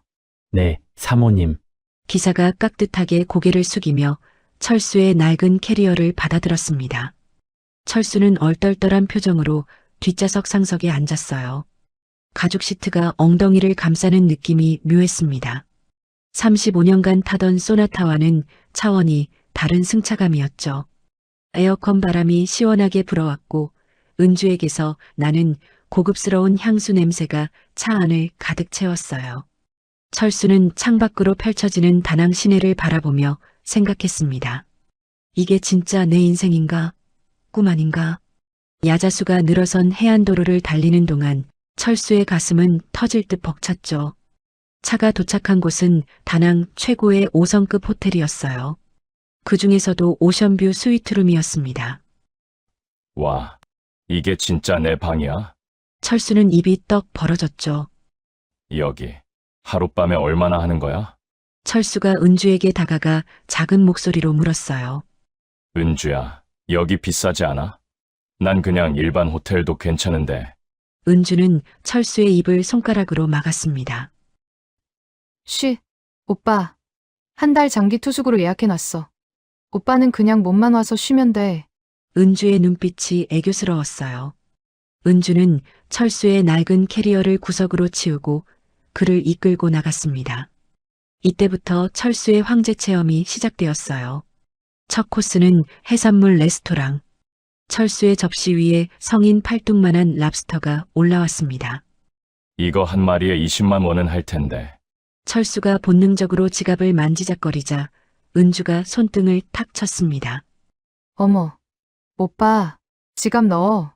내가 오빠 돈 쓰게 하려고 여기까지 부른 줄 알아? 은주는 태연하게 골드카드를 꺼내 80만 원을 긁었습니다. 다음 코스는 최고급 스파. 아로마 향이 가득한 VIP 룸에서 20만 원짜리 전신 마사지를 받았습니다. 계산할 때 철수가 쭈뼛거리자 은주가 또 카드를 내밀었어요. 철수는 황홀했습니다. 35년 동안 미숙에게 듣던 말이라곤 보일러 꺼라, 물티슈 아껴라 같은 잔소리뿐이었는데 돈 잘 쓰는 여자, 그것도 나를 위해 아낌없이 긁는 여자라니. 그래, 내가 사람을 제대로 봤어. 은주는 내 돈을 노리는 꽃뱀이 아니야. 진짜 나를 사랑하는 능력녀구나. 철수의 마음속에 남아있던 마지막 불안감, 그 혹시나 하는 의심은 은주의 골드카드 긁는 소리와 함께 산산이 부서졌습니다. 오히려 미안해지기 시작했죠. 은주가 이렇게 다 해주는데 내가 가져온 5억 4천, 은주 수준에 비하면 너무 초라한 거 아니야? 남자로서의 자존심 가오가 상하기 시작할 무렵 은주는 철수를 다낭 최고의 루프탑 바로 데려갔습니다. 35층 높이의 빌딩 옥상이었죠. 다낭 시내의 야경이 발 아래 펼쳐져 있었고 야자수 사이로 반짝이는 네온 사인들이 보였어요. DJ가 트는 음악이 은은하게 깔리고 테이블마다 값비싼 칵테일들이 놓여 있었습니다. 와, 여기 완전 영화에 나올 것 같은데. 철수가 감탄하며 말했어요. 은주는 바텐더에게 손짓하며 칵테일 2잔을 주문했습니다. 여기 다낭에서 제일 핫한 곳이야. 오빠. 앉아. 둘은 야경이 보이는 테이블에 앉았어요. 철수는 자신이 영화 속 주인공이 된 기분이었습니다. 67년 인생에서 이런 곳에 와본 적이 없었거든요. 칵테일을 한 모금 마시는데 저 멀리서 누군가 다가왔어요. 말끔한 이탈리아산 네이비 정장을 입은 30대 남자였습니다. 헤어스타일도 완벽했고 손목에는 롤렉스가 번쩍이고 있었어요. 이모, 오셨어요? 어머. 민호야. 은주가 반갑게 손을 흔들었습니다. 철수는 얼떨결에 자리에서 일어났어요. 오빠.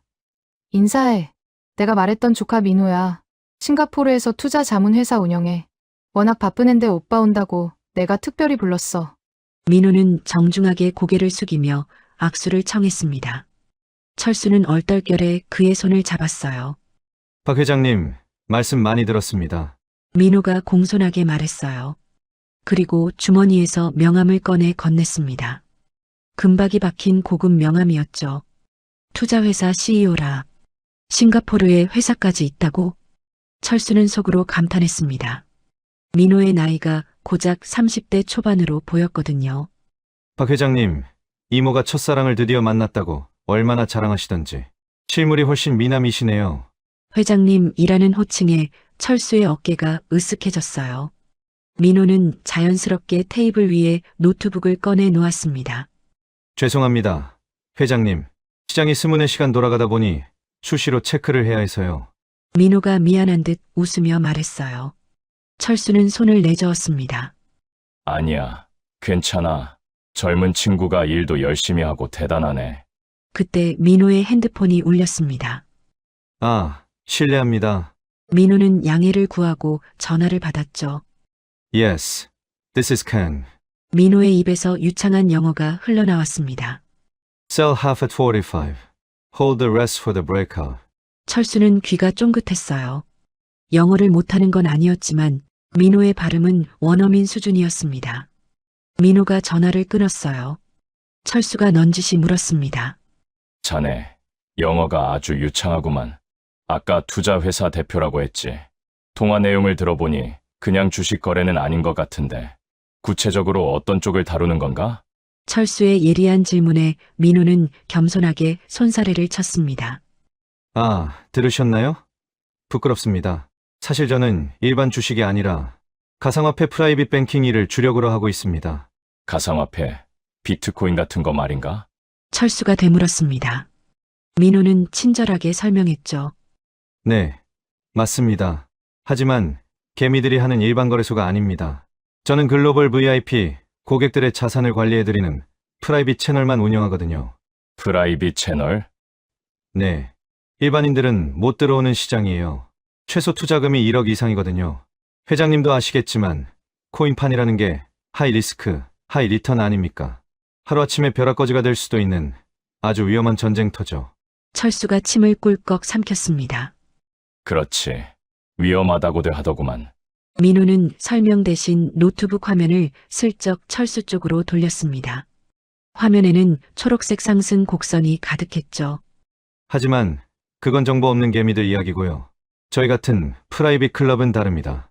위험한 파도 속에서 서핑하듯 수익만 딱 건져내거든요. 보세요.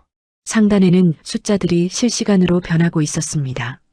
화면 오른쪽 상단, 초록색 글씨로 크게 적힌 숫자 320%. 320%.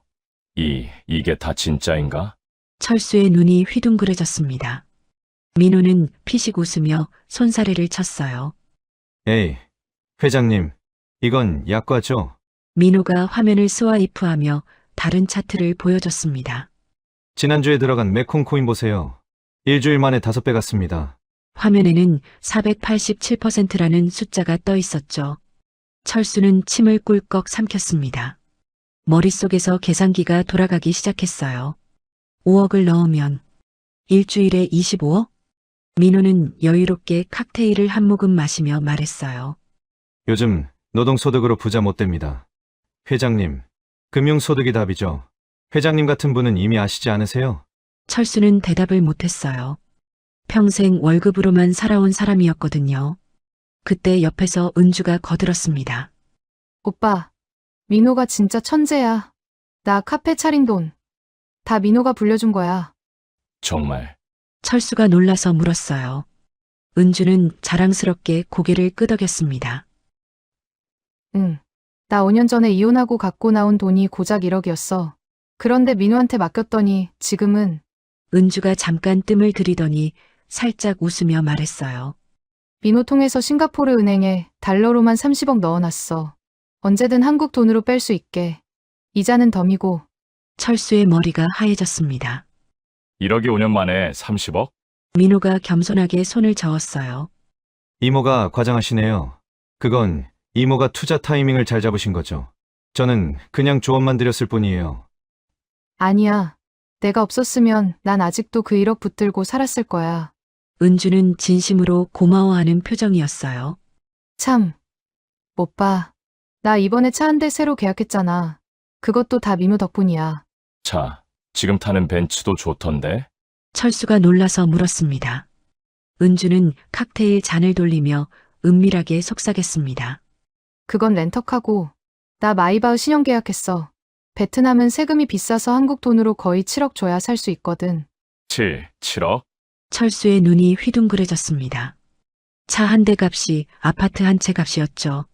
근데 민호가 굴려준 수익금으로 일시불로 끊었어. 다음 주에 출고된대. 오면 오빠랑 같이 드라이브 하려고. 은주는 핸드폰 갤러리를 열어 계약서와 차량 사진을 보여줬습니다. 번쩍이는 투톤 컬러의 마이바흐. 철수는 침을 꿀꺽 삼켰습니다. 차 한 대를 7억 주고 현찰로 산다고? 철수의 눈동자가 심하게 흔들렸죠. 한국에서 아파트 팔고 퇴직금 합쳐서 가져온 돈 5억 4천만 원. 평생을 바쳐 모은 돈인데 이 여자에게는 자동차 한 대 값도 안 되는 돈이었습니다. 이 돈으로는 화려한 은주의 옆자리에서 품위 유지는커녕 기사가 모는 차 뒷좌석에 앉아있기도 민망할 지경이었습니다. 100세 시대에 야금야금 까먹다 보면 언제 바닥날지 모르는 시한부 같은 돈이었으니까요. 철수는 칵테일 잔을 쥔 손에 힘을 주었어요. 손이 떨렸습니다.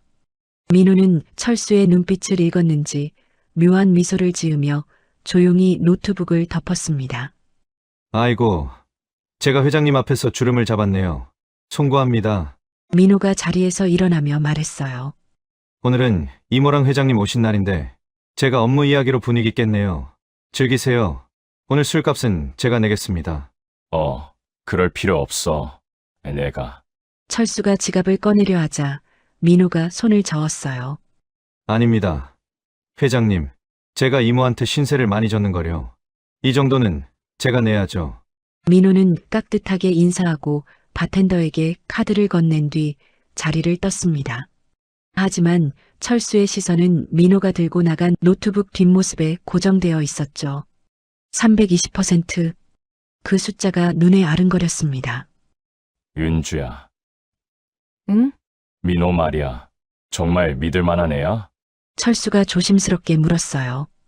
은주는 단호하게 고개를 끄덕였습니다. 당연하지. 내가 못 믿을 사람을 오빠한테 소개시켜 줬겠어. 근데 왜? 오빠, 혹시 관심 있어? 은주가 살짝 웃으며 물었습니다. 철수는 전곡을 찔려 말문이 막혔어요. 관심 있냐고? 미치겠지. 5억이 25억 된다는데. 당장이라도 나도 끼워줘라고 외치고 싶었습니다. 하지만 섣불리 덤벼들었다간 돈 밝히는 속물처럼 보일까봐 애써 표정을 관리했습니다. 아니, 관심이라기보단 그냥 세상 돌아가는 게 참 빠르구나 싶어서 신기하네. 철수가 애써 태어난 척 말하자 은주는 철수의 손을 꼭 잡으며 현실적인 이야기를 꺼냈습니다. 오빠, 우리 이제 현실적으로 생각해보자. 오빠가 가져온 5억 4천. 큰 돈이지만 솔직히 말해서 우리가 꿈꾸는 상류층 생활을 평생 유지하기엔 좀 빠듯해. 은주의 말이 철수의 뼈를 때렸습니다. 그렇다고 내가 오빠한테 돈 더 벌어오라고 할 순 없잖아. 오빠는 평생 고생했으니까 이제 쉬어야지. 돈은 내가 벌게. 오빠는 그냥 내 옆에 있어 주기만 해. 부족한 건 내가 채우면 되니까. 은주의 말은 달콤했지만 철수의 남성성을 건드리는 치명적인 독이었습니다. 여자가 벌어오는 돈으로 먹고 산다? 기둥서방처럼? 철수의 자존심이 용납하지 않았죠. 아니야. 남자가 되어서 어떻게 여자 등골을 빼먹어. 나도 가장 노릇할 거야. 내 돈도 불리면 되잖아. 철수가 발끈하자 은주는 난처한 표정을 지었습니다. 불리다니? 투자는 위험해. 오빠, 나는 오빠가 그 소중한 노후 자금 잃는 거 죽어도 못 봐. 그냥 은행에 고이 모셔둬. 이자가 적어도 그게 안전해. 은주가 말릴수록 철수는 더 안달이 났습니다. 아니야. 나도 경제관념 있어. 민호 걔가 300%씩 수익 낸다는데 나라고 못할 거 없잖아. 나도 능력 보여주고 싶어서 그래. 철수가 고집을 피우자 은주는 못 이기는 척 한숨을 쉬었습니다. 정말. 오빠 고집은 못 말리겠네. 알았어. 그럼 이렇게 해. 어떻게? 민호한테 부탁해 볼 테니까. 딱 1억만 해봐. 일종의 테스트로. 1억? 응. 그 이상은 절대 안 돼. 1억 넣어보고 정말로 수익이 나고 출금이 되는지 오빠 눈으로 직접 확인해봐. 그러고 나서 결정해도 늦지 않잖아. 만약 조금이라도 이상하면 바로 빼고. 은주는 철수를 걱정해서 제안하는 척 1억이라는 미끼를 던졌어요. 철수는 그 제안이 합리적이라고 생각했죠. 그래, 5억 중에 1억 정도면 설사 잃는다 해도 감당할 수 있어. 하지만 대박이 나면? 철수는 비장한 표정으로 고개를 끄덕였습니다. 좋아. 1억만 테스트로 해보자. 내가 보여줄게. 나도 할 수 있다는 걸. 오빠, 정말 괜찮겠어? 난 걱정되는데. 걱정 마. 나 박철수야. 은주는 철수의 품에 안기며 남몰래 회심의 미소를 지었습니다. 그날 밤 호텔 스위트룸. 철수는 침대에 누웠지만 잠을 이룰 수 없었어요. 천장을 바라보는데 민호의 노트북 화면이 자꾸만 아른거렸습니다. 320%. 초록색 숫자가 번쩍이며 눈앞을 맴돌았어요. 철수는 옆에서 곤히 자는 은주를 바라봤습니다. 그녀의 여유로운 모습, 그녀의 명품 가방들, 그녀의 골드카드, 그 모든 것의 비밀이 투자에 있었던 겁니다. 1억이 5년 만에 30억. 철수는 핸드폰을 꺼내 계산기를 켰어요. 5억 4천만 원을 입력하고 곱하기 5를 눌렀습니다. 27억. 화면에 뜬 숫자를 보자 철수의 손이 떨렸어요. 27억이면 요즘 금리로 따져도 은행 이자만 한 달에 7,800만 원은 좋게 나오겠는데? 원금은 건드리지도 않고 평생 떵떵거리고 살 수 있어. 평생 놀고 먹어도 되잖아. 철수의 머릿속 계산기가 미친 듯이 돌아가기 시작했어요. 이성은 위험하다고 속삭였지만 욕심은 기회다라고 외쳤습니다. 그리고 철수는 이미 결정을 내리고 있었죠. 본인도 모르게 탐욕이라는 이름의 악마가 철수의 귀에 대고 속삭이고 있었습니다. 기회야. 박철수. 이건 내 인생 마지막 기회야. 67살에 다시 시작하는 인생인데 쥐꼬리 이자 받으며 살 거야? 아니면 떡하니 부자 되어서 은주 옆에 당당하게 설 거야? 그날 밤 철수는 알지 못했습니다. 자신이 지금 돼지우리로 걸어 들어가고 있다는 것을, 그리고 은주와 민호가 지금 이 순간 돼지가 살이 오를 때까지 정성껏 사료를 주고 있다는 것을 말이에요. 다음 날 오전 호텔 로비 라운지. 어젯밤 27억 상상의 잠을 설쳤지만 피곤하기는커녕 정신이 맑았습니다. 잠시 후 민호가 노트북 가방을 메고 나타났어요. 회장님, 이모, 안녕하셨습니까? 민호가 정중하게 인사하고 자리에 앉았습니다. 그는 노트북을 펼치며 은주를 힐끔 쳐다봤어요. 회장님, 정말 괜찮으시겠어요? 이모가 회장님 돈 잃으면 절대 안 된다고 신신당부하셔서 제가 좀 부담스럽네요. 민호가 난처한 듯 머뭇거리자 철수가 나서서 손을 저었습니다. 아니야.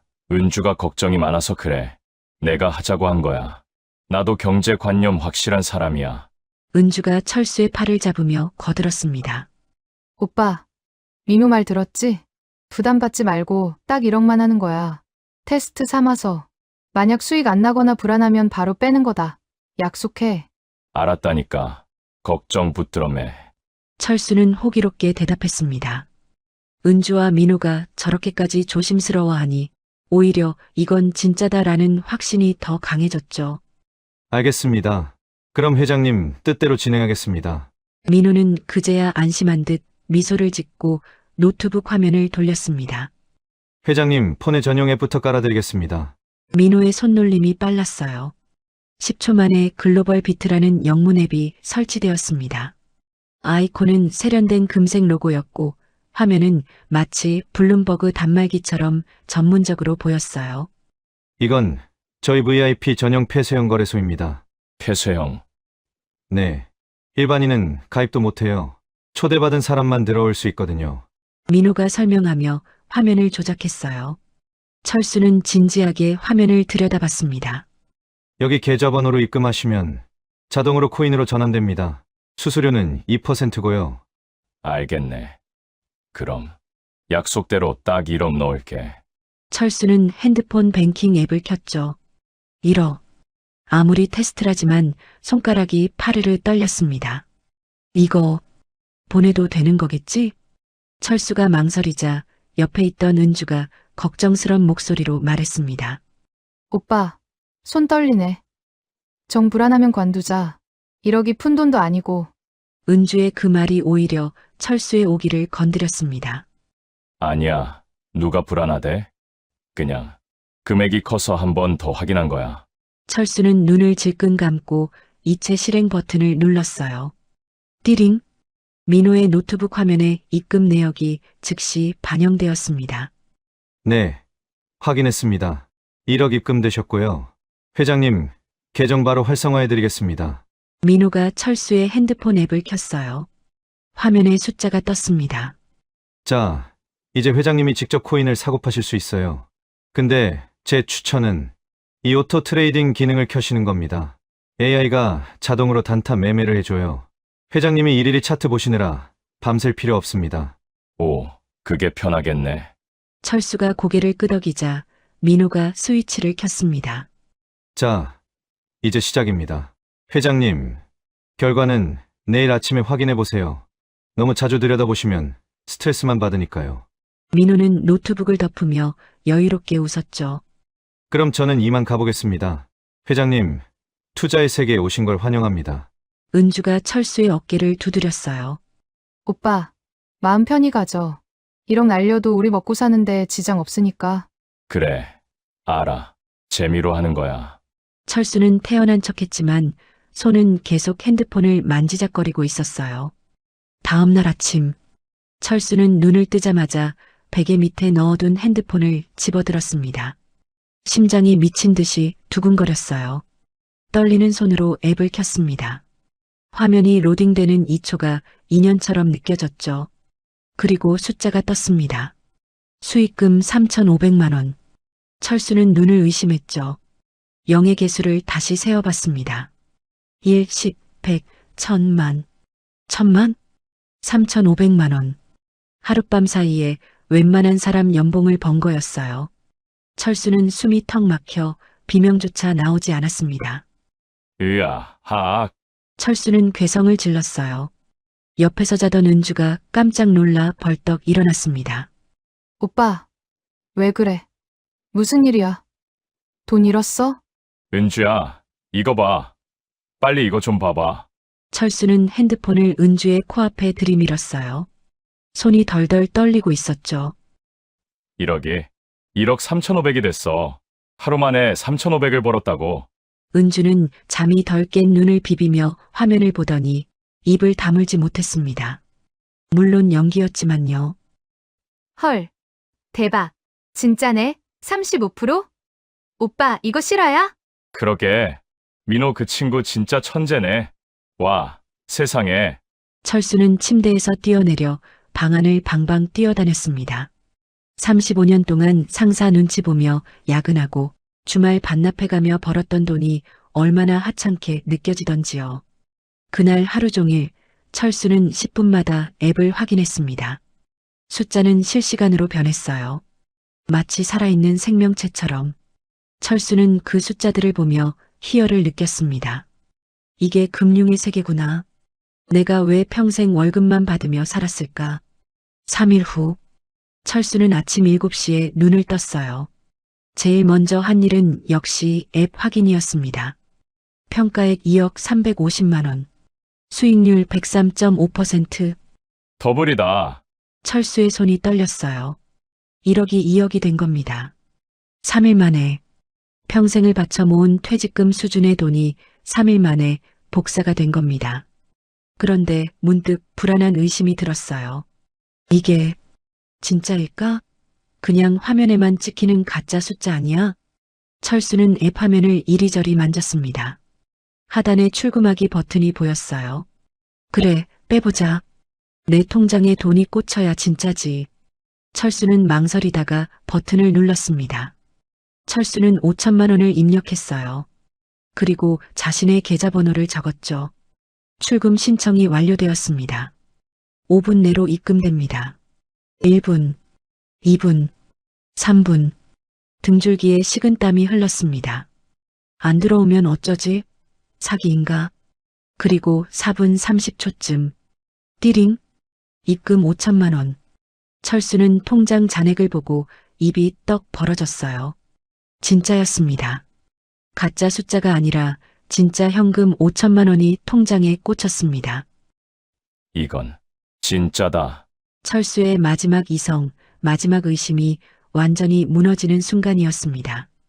입출금이 자유롭고 수익률이 눈에 보이고 실제로 거액이 5분 만에 들어오는데 뭘 더 의심하겠어요? 철수는 자신이 금융의 신대륙을 발견했다고 착각했습니다. 철수는 곧바로 민호에게 전화를 걸었어요. 민호군, 나야, 박철수. 아, 회장님, 무슨 일이세요? 5천만 원 출금도 해봤는데 진짜 되네 이거. 민호는 웃으며 대답했어요. 그럼요. 회장님, 저희는 사기 조직 아닙니다. 회장님, 축하드립니다. 첫 수익이시네요. 고맙네. 정말 고마워. 내가 한 통 낼 테니 저녁에 보자고. 전화를 끄는 철수는 거울 앞에 섰어요. 거울 속 자신이 달라 보였습니다. 나도 할 수 있어. 나도 부자가 될 수 있어. 철수는 곧바로 다시 5천만 원을 앱에 입금했습니다. 이왕 하는 거 제대로 해보자. 일주일이 지났습니다. 철수의 앱 화면. 평가액 7억 8,500만 원. 철수는 3일 전 출금했던 5천만 원을 고스란히 다시 집어넣은 것도 모자라 통장에 있던 돈을 뭉텅이로 더 쏟아부었죠. 1억, 또 1억. 현재 원금만 3억이 들어간 상태였습니다. 숫자는 미친 듯이 불어났습니다. 자고 일어나면 몇 천만 원이 복사가 되어 있었죠. 은주는 걱정스러운 표정으로 말했어요. 오빠, 이제 그만해. 많이 벌었잖아. 우리 다낭에서 평생 먹고 살 수 있어. 이제 다 빼서 안전하게 은행에 넣어두자. 응? 하지만 철수의 귀에는 아무것도 들리지 않았죠. 은주야, 지금이 기회야. 물 들어올 때 놓쳐야지. 지금 빼면 바보야. 언제 또 이런 기회를 잡겠어? 철수는 이미 중독되어 있었습니다. 노동 없이 숫자가 늘어나는 그 짜릿한 쾌감에. 그리고 어느 날 철수가 스파에서 마사지를 받고 있을 때 민호에게서 급하게 연락이 왔습니다. 회장님, 지금 당장 통화 가능하세요? 민호의 목소리가 급박했습니다. 철수는 마사지 테이블에서 벌떡 일어났어요. 왜? 무슨 일인가? 긴급 정보입니다. 다음 달 15일 바이낸스 상장 확정된 코인이 있습니다. 바이낸스? 세계 최대 거래소요. 거기 상장되면 무조건 폭등합니다. 민호의 목소리가 떨렸어요. 그런데 지금 상장 전 프라이빗 세일 물량이 조금 풀렸어요. 프라이빗 세일? 비공개 사전 판매요. 상장 전에 헐값에 사는 거죠. 회장님, 이거 상장되면 최소 10배입니다. 아니, 제 계산으론 20배도 갑니다. 민호의 말에 철수의 눈이 뒤집혔어요. 20배? 당장 진행해. 네, 근데 문제가 있습니다. 민호가 한숨을 쉬었어요. 최소 진입 금액이 6억이에요. 은주 이모는 고민도 없이 방금 10억 태워서 한 자리 가져가셨거든요. 은주가 10억을 넣었다는 말에 철수는 조바심이 났죠. 그는 의기양양하게 앱 화면을 내밀었습니다. 걱정 마. 여기 수익 난 것까지 합치면 7억 8천이야. 이걸로 하지. 하지만 민호는 단호하게 고개를 저었어요. 아, 회장님. 규정상 수익금은 제 투자에 못 씁니다. 오직 순수 원금으로만 6억을 맞춰야 해요. 뭐, 수익금을 못 쓴다고? 철수의 얼굴이 사색이 되었습니다. 그림에 떡인 수익금을 빼고 계산기를 두드려 보니 답이 안 나왔어요. 앱에 묶인 원금 3억. 수중에 남은 마지막 현금 2억. 탈탈 털어 합쳐봐야 5억. 정확히 1억이 모자랐습니다. 민호군, 제발 부탁하네. 싹 다 긁어 모아도 5억이야. 딱 1억이 부족한데 눈 딱 감고 어떻게 안 되겠나? 철수의 목소리가 애원조로 변했죠. 철수가 애원하자 민호는 난처한 듯 한숨을 쉬었어요. 아, 규정상 6억이 안 되면 시스템에서 승인 자체가 안 나는데. 제발 이번 한 번만 은주 봐서라도 기회를 주게. 내 전 재산을 다 거는 거야. 철수는 거의 빌다시피 했습니다. 한참을 고민하던 민호가 결단을 내린 듯 비장하게 말했어요. 좋습니다. 정 그러시다면 부족한 1억은 제가 제 개인 비상금을 태워서 회장님 계좌에 채워넣겠습니다. 정말인가? 네. 대신 나중에 수익 나면 저한테 수수료 20% 따로 챙겨주셔야 합니다. 그리고 이건 회장님이니까 목숨 걸고 해드리는 겁니다. 고맙네. 정말 고마워. 자네가 내 은인이야. 그럼 지금 바로 남은 현금 2억 싹 다 입금하시고 앱에서 원금 이동 신청 누르세요. 마감이 1시간 남았습니다. 알았네. 지금 당장 보내겠네. 전화를 끊은 철수는 떨리는 손으로 핸드폰 뱅킹을 켰어요. 철수는 잠시 망설였죠. 이 돈을 보내면 수중에는 정말 땡전 한 푼 남지 않게 됩니다. 이거 다 넣어도 되나? 하지만 곧 고개를 저었습니다. 아냐. 이게 마지막 기회야. 민호가 자기 돈 1억까지 태워줬잖아. 이건 무조건 되는 판이야. 철수는 민호가 알려준 법인 계좌로 2억 원을 이체했습니다. 수중의 돈은 이제 영원. 잠시 후 화면에 화려한 폭죽이 터졌습니다. 6억 승인 완료. 상장일 4월 15일. 철수의 입가에 환희의 미소가 번졌어요. 그것이 지옥행 급행열차 티켓인 줄도 모른 채 이제 곧 나는 100억대 부자가 된다. 철수는 은주에게 달려가 소식을 전했어요. 은주야, 나 프라이빗 세일 들어갔어. 민호가 자기 돈까지 보태줬다고. 은주는 놀란 표정을 지었어요. 오빠, 얼마 넣었는데? 5억 전부 다. 전부? 응, 이거 10배만 돼도 50억이야. 20배면 100억이고. 철수는 흥분해서 은주를 껴안았습니다. 은주야, 우리 부자 된다. 이제 리조트 아니라 호텔을 짓자. 아니, 크루즈를 사자. 은주는 철수의 등을 토닥였어요.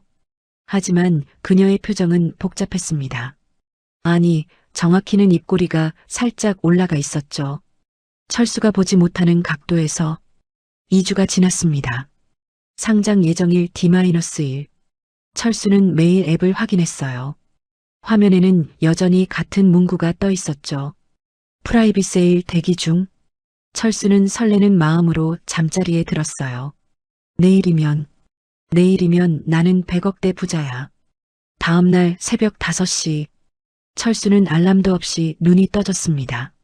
심장이 쿵쾅거렸어요. 핸드폰을 집어들어 앱을 켰습니다.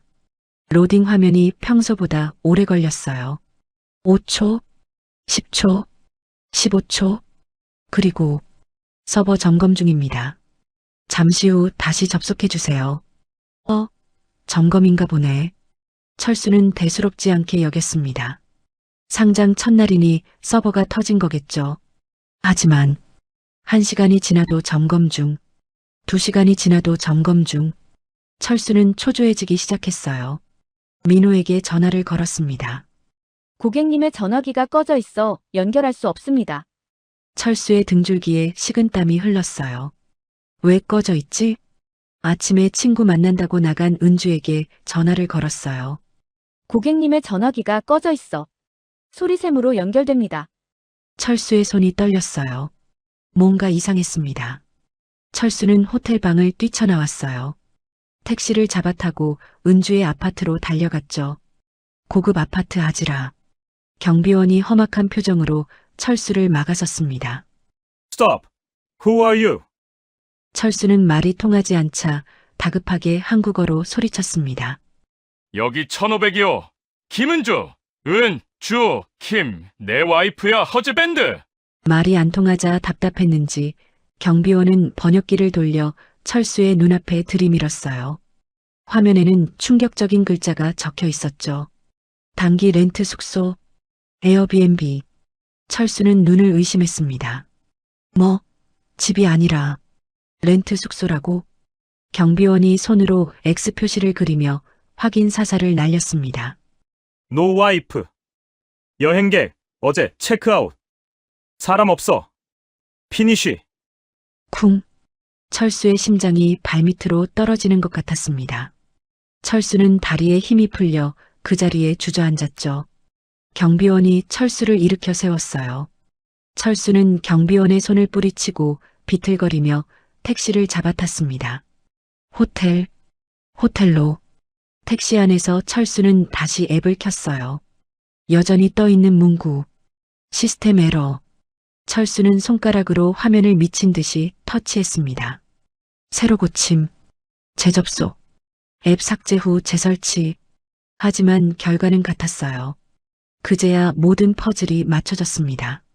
화려한 아파트, 에어비앤비 한 달 렌트, 벤츠 렌터카, 민호의 회사 가짜 명함, 조작된 가짜 프로그램, 첫 출금 5천만 원은 미끼, 그리고 5억은 본체.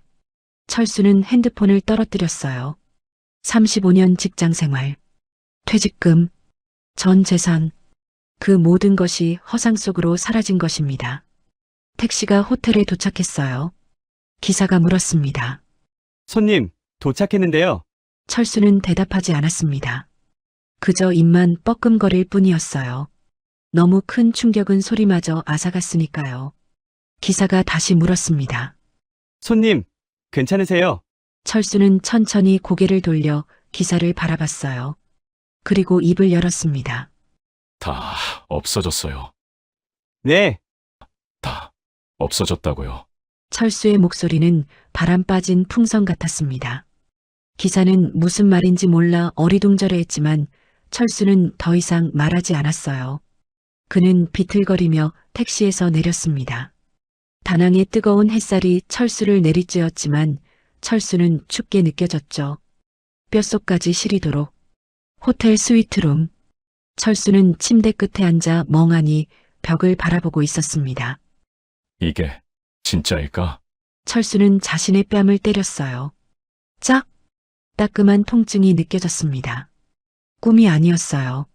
철수는 손이 떨려 핸드폰을 제대로 잡을 수가 없었어요. 민호에게 다시 전화를 걸었습니다. 고객님의 전화기가 꺼져 있어 연결할 수. 철수는 벽에 대고 소리를 질렀죠. 어떡하지? 어떻게? 경찰에 신고해야 해. 그래, 경찰. 철수는 택시를 잡아탔습니다. 다낭 경찰서. 형광등은 유난히 차갑게 깜빡거렸습니다. 철수는 땀에 젖은 셔츠바람으로 통역관과 경찰관 앞에 앉아 있었어요. 책상 위에는 철수가 가져온 핸드폰과 명함, 그리고 은주와 찍은 사진들이 놓여 있었습니다. 통역관이 경찰관과 뭔가 이야기를 나누더니 철수를 향해 고개를 저었어요. 선생님, 이거 전형적인 사기 수법입니다. 그러니까 잡아야죠. 5억이 날아갔다고요. 제발 좀 찾아주세요. 철수가 책상을 치며 소리쳤습니다. 경찰관은 심드렁한 표정으로 어깨를 으쓱했어요. 통역관이 난처한 표정으로 말을 이었습니다. 선생님, 조회 결과가 나왔는데요. 그 글로벌 비트라는 앱 자체가 가짜입니다. 가짜라니요.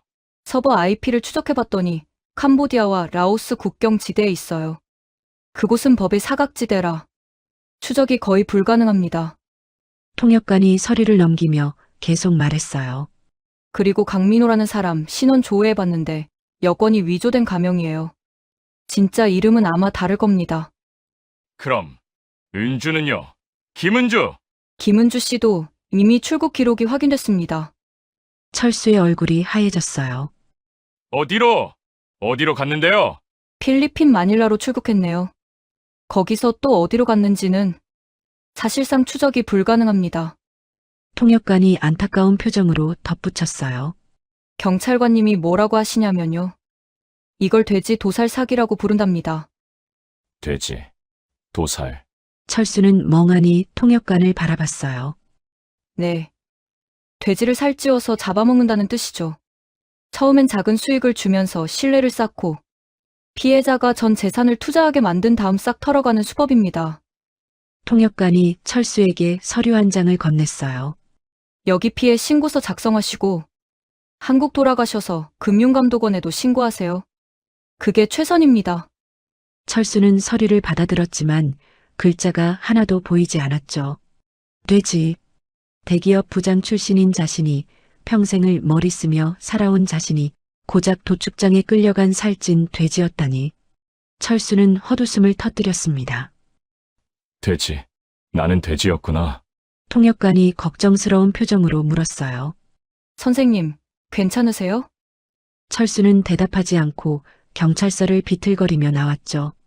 밖은 여전히 뜨거웠지만 철수는 온몸이 얼어붙는 것 같았어요. 당장 한국으로 돌아갈 비행기 표값도 없었죠. 철수는 은주에게 잘 보이려 샀던 롤렉스를 전당포에 50만 원 헐값에 넘겼습니다. 그 돈으로 겨우 귀국행 비행기에 몸을 실었어요. 철수는 창밖을 바라봤습니다.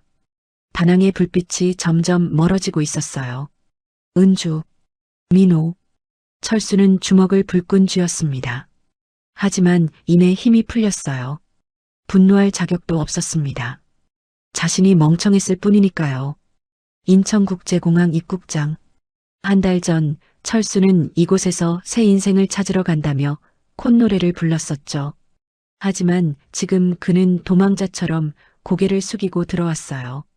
철수는 지하철역으로 향했습니다. 창에 비친 자신의 얼굴이 낯설었어요. 한 달 사이 폭삭 늙어버린 노인 하나가 멍하니 앉아 있었습니다. 그때 옆자리에 앉은 젊은 여자가 코를 찡그리며 자리를 옮겼어요. 며칠간 씻지 못한 쉰내가 진동했기 때문이었죠. 철수는 고개를 더 깊이 숙였어요. 나는 이제 사람도 아니구나. 사회적 죽음이 시작된 것입니다. 신림역 뒷골목, 쓰레기 냄새가 진동하는 언덕길. 철수에게 허락된 건 보증금 없이 월 28만 원짜리 창문 없는 내창방뿐이었어요. 복도 끝 302호. 문을 열자 퀴퀴한 호라비 냄새가 폐부로 훅 끼쳐왔죠. 짐을 풀 기력도 없이 좁은 침대에 몸을 구겨 넣자 손 닿을 듯 낮은 천장이 목을 조여왔습니다. 불과 며칠 전만 해도 다낭의 오션뷰 스위트룸에 있었는데 철수는 눈을 감았어요. 앱 화면에 찍혀있던 숫자들이 눈앞에 아른거렸죠. 신음이 새어나왔지만 소리내어 울 수도 없었습니다. 얇은 벽 너머 옆방에서 들려오는 소음 때문이었죠. 야! 탑 가라고! 아오! 저걸 못 잡냐? 병신아. 고시생의 게임 소리와 욕설이 고막을 때렸습니다. 철수는 베개에 얼굴을 묻고 소리 죽여 오열했어요.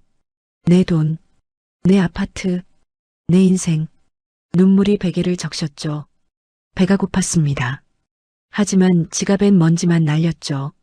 철수는 자존심을 꺾고 핸드폰을 들었습니다.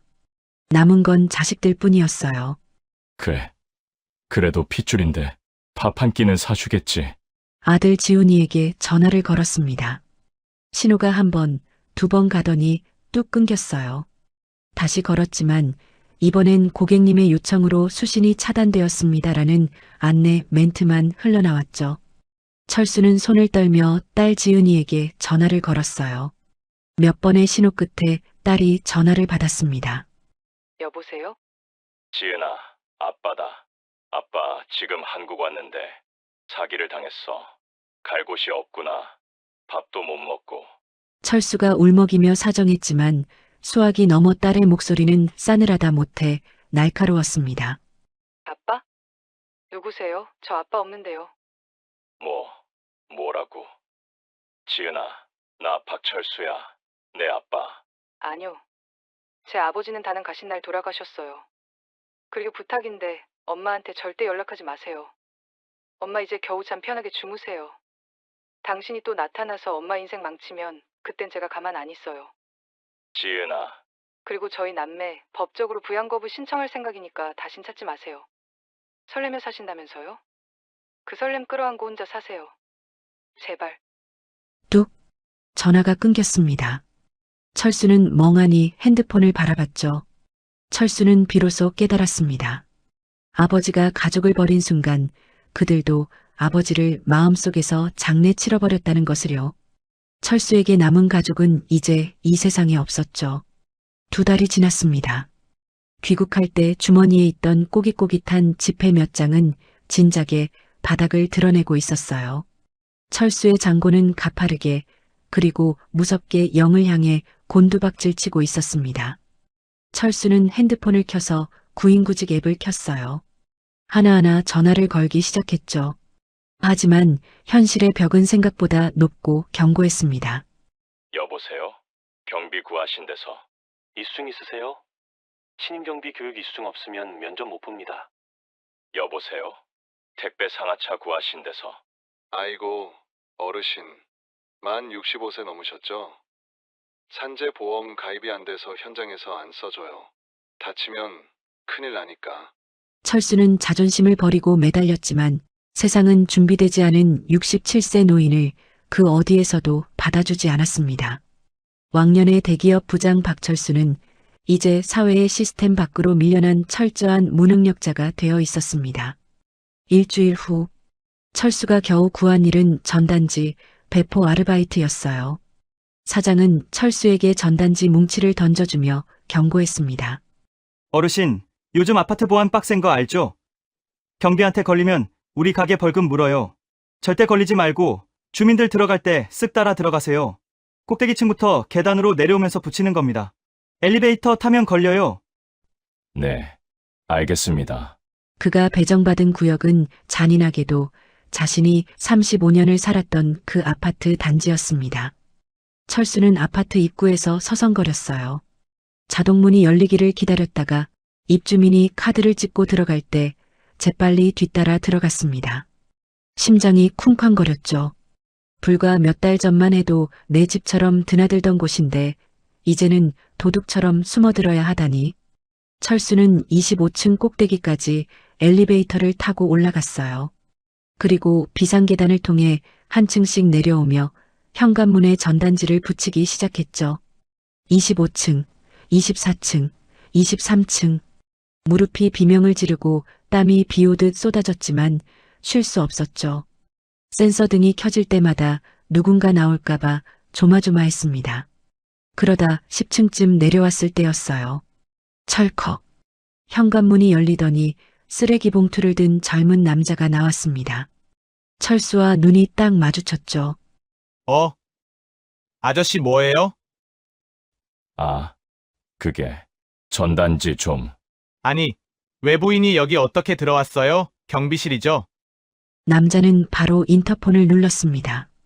잠깐만, 젊은 양반. 한 번만 봐줘요. 나도 옛날에 여기 살던 사람이야. 철수가 애원했지만 소용없었죠. 곧이어 경비원이 뛰어 올라왔습니다. 아저씨 뭐예요? 어떻게 들어왔어요? 경비원이 철수의 팔을 거칠게 낚아챘어요.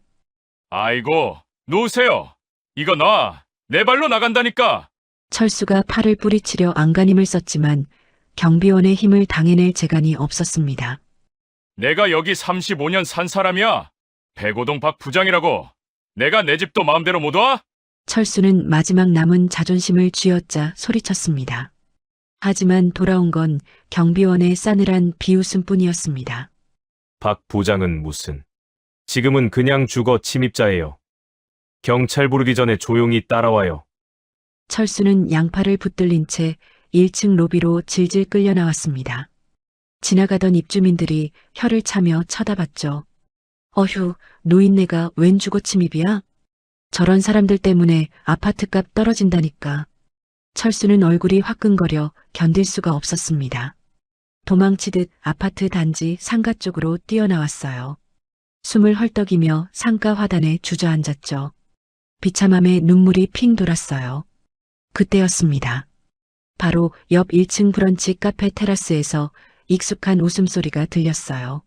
하하, 정말 얘도 참. 철수는 고개를 들었습니다. 투명한 유리난간 너머 전부인 미숙이 우아하게 커피를 마시고 있었습니다. 그녀의 앞에는 먹음직스러운 샌드위치와 샐러드가 놓여 있었죠. 철수는 전봇대 뒤로 몸을 숨겼습니다. 배에서 꼬르륵 소리가 났죠. 미숙이 남긴 샌드위치 한 조각이 다낭 5성급 호텔에서 먹던 랍스터보다 더 귀하고 간절해 보였습니다. 가장 비참한 순간, 가장 행복한 전 부인을 목격한 철수. 미숙이한테 연락해볼까? 철수는 자존심이고 뭐고 다 버리기로 했습니다. 살아야 했으니까요. 떨리는 손으로 핸드폰을 꺼냈어요. 미숙의 번호를 눌렀습니다. 테라스 너머로 미숙이 핸드폰을 확인하는 모습이 보였어요. 그녀는 화면을 보더니 미간을 찌푸렸죠. 하지만 전화를 받았어요. 여보세요? 미숙의 목소리는 차가웠습니다. 이수가, 나야, 철수. 철수의 목소리는 갈라져 있었죠. 미숙은 잠시 침묵하더니 마치 잡상인 대하듯 건조하게 대꾸했습니다. 누군지 알아요. 액정의 전 남편이라고 뜨길래 안 받을까 하다가 혹시 죽었다는 소식인가 해서 받았어요. 철수는 눈물을 참으며 말했어요. 이수가, 나 좀 도와줘. 나 지금 밥 먹을 돈도 없어. 다 사기였어. 그놈들한테 다 털리고 지금 고시원에 있어. 고시원요? 미숙의 목소리에는 감정이 없었습니다. 응, 나 정말 죽을 것 같아. 한 번만 도와주라. 내가 죽을 죄를 지었어. 미안해. 정말 미안해. 철수는 엉엉 울기 시작했어요. 상가 앞 길거리에서 전단지를 든 채로. 하지만 미숙의 목소리에는 동정심이라곤 한 방울도 없었죠. 그래서요? 뭐? 철수는 귀를 의심했습니다. 그래서 나한테 왜 전화한 거냐고요? 미숙의 목소리는 얼음장 같았어요. 당신이 선택한 거잖아요. 전 재산 들고 가서 그 운명이라는 여자랑 보란 듯이 설레며 살겠다고 큰 소리 치고 갔잖아요. 왜 이제 와서 나한테 징징거려요? 미숙아, 제발. 우리 35년 부부였잖아. 정이라는 게 있잖아. 철수가 애원했어요. 하지만 미숙은 비웃듯 말했습니다. 정, 그 정, 당신이 이혼 도장 찍고 나갈 때 다 가져갔어요. 당신 기억 안 나요? 더러워서 준다고 하면서 도장 찍었잖아요. 철수는 할 말이 없었죠. 미숙이 계속 말했습니다. 그리고 박철수 씨, 아직 모르시나 본데 나 당신 덕분에 아주 풍족해요. 그게 무슨 소리야? 당신 국민연금 이혼하면서 분할 신청된 거 알죠? 당신이 평생 부은 연금 절반 매달 꼬박꼬박 내 통장으로 꽂히고 있어. 거기다 재산 분할받은 돈으로 투자한 게 대박이 났네요. 난 지금 내 인생에서 제일 부자예요. 미숙의 목소리는 밝았어요. 진심으로 행복해 보였습니다. 야, 그 반쪽짜리로 나는 어떻게 살아? 고시원비 내면 남는 것도 없어. 그거 내가 평생 번 돈이잖아. 내놔. 그 돈이라도 다시 내놓으라고. 철수는 악을 썼습니다. 하지만 미숙은 코웃음을 쳤죠. 그건 당신 사정이죠. 억울하면 그 설레이는 애인한테 달라고 하세요. 아, 그리고 다시는 연락하지 마요. 내 변호사가 접근 금지 신청하기 전에. 뚝! 전화가 끊겼습니다. 철수는 핸드폰을 들고 멍하니 서 있었어요. 유리창 너머로 미숙이 다시 친구들과 웃으며 커피를 마시는 모습이 보였습니다. 그녀는 철수가 바로 근처에 있다는 사실조차 모른 채, 아니 알더라도 상관없다는 듯 행복해 보였어요.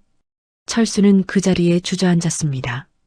바람이 불어와 대박 치킨 전단지가 낙엽처럼 흩날렸죠. 하지만 눈물은 나오지 않았습니다. 이미 눈물도 말라버렸거든요. 그날 밤 고시원 방. 철수는 좁은 침대에 누워 천장을 바라보고 있었어요. 철수는 핸드폰을 켰습니다. 유튜브 알고리즘이 영상 하나를 추천해줬어요. 충격시라 은퇴자 노리는 돼지도살 코인 사기. 당신의 노후 자금이 위험합니다. 철수는 떨리는 손으로 영상을 재생했습니다. 화면 속 전문가가 열변을 토하고 있었어요.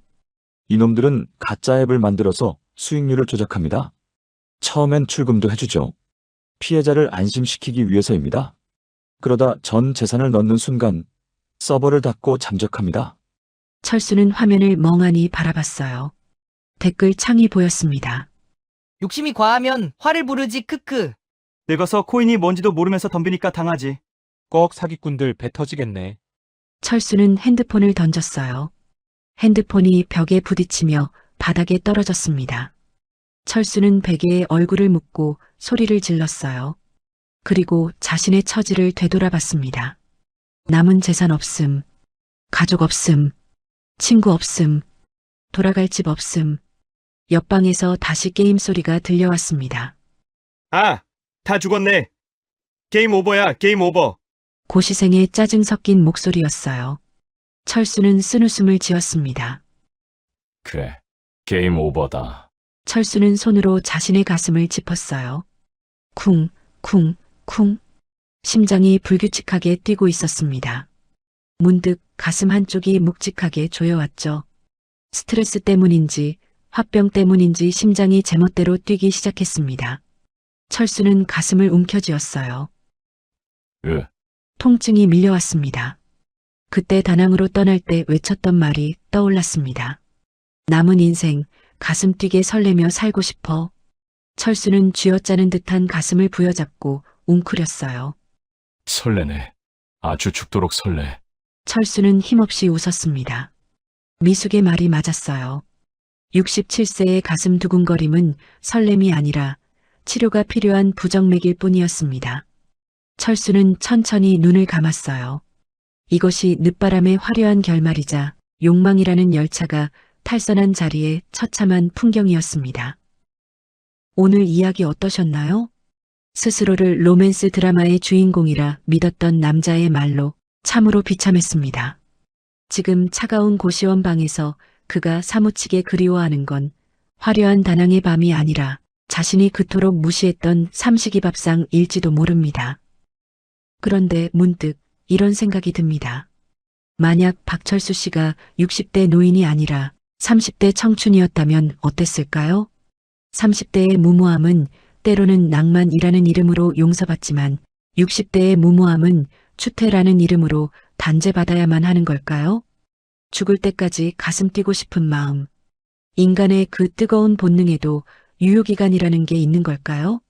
나이에 따라 달라지는 설렘의 무게에 대해 여러분의 깊이 있는 생각을 댓글로 남겨주세요. 끝까지 시청해 주셔서 감사합니다. 구독과 좋아요는 다음 영상을 제작하는 큰 힘이 됩니다. 지금까지 인생의 후반전이었습니다.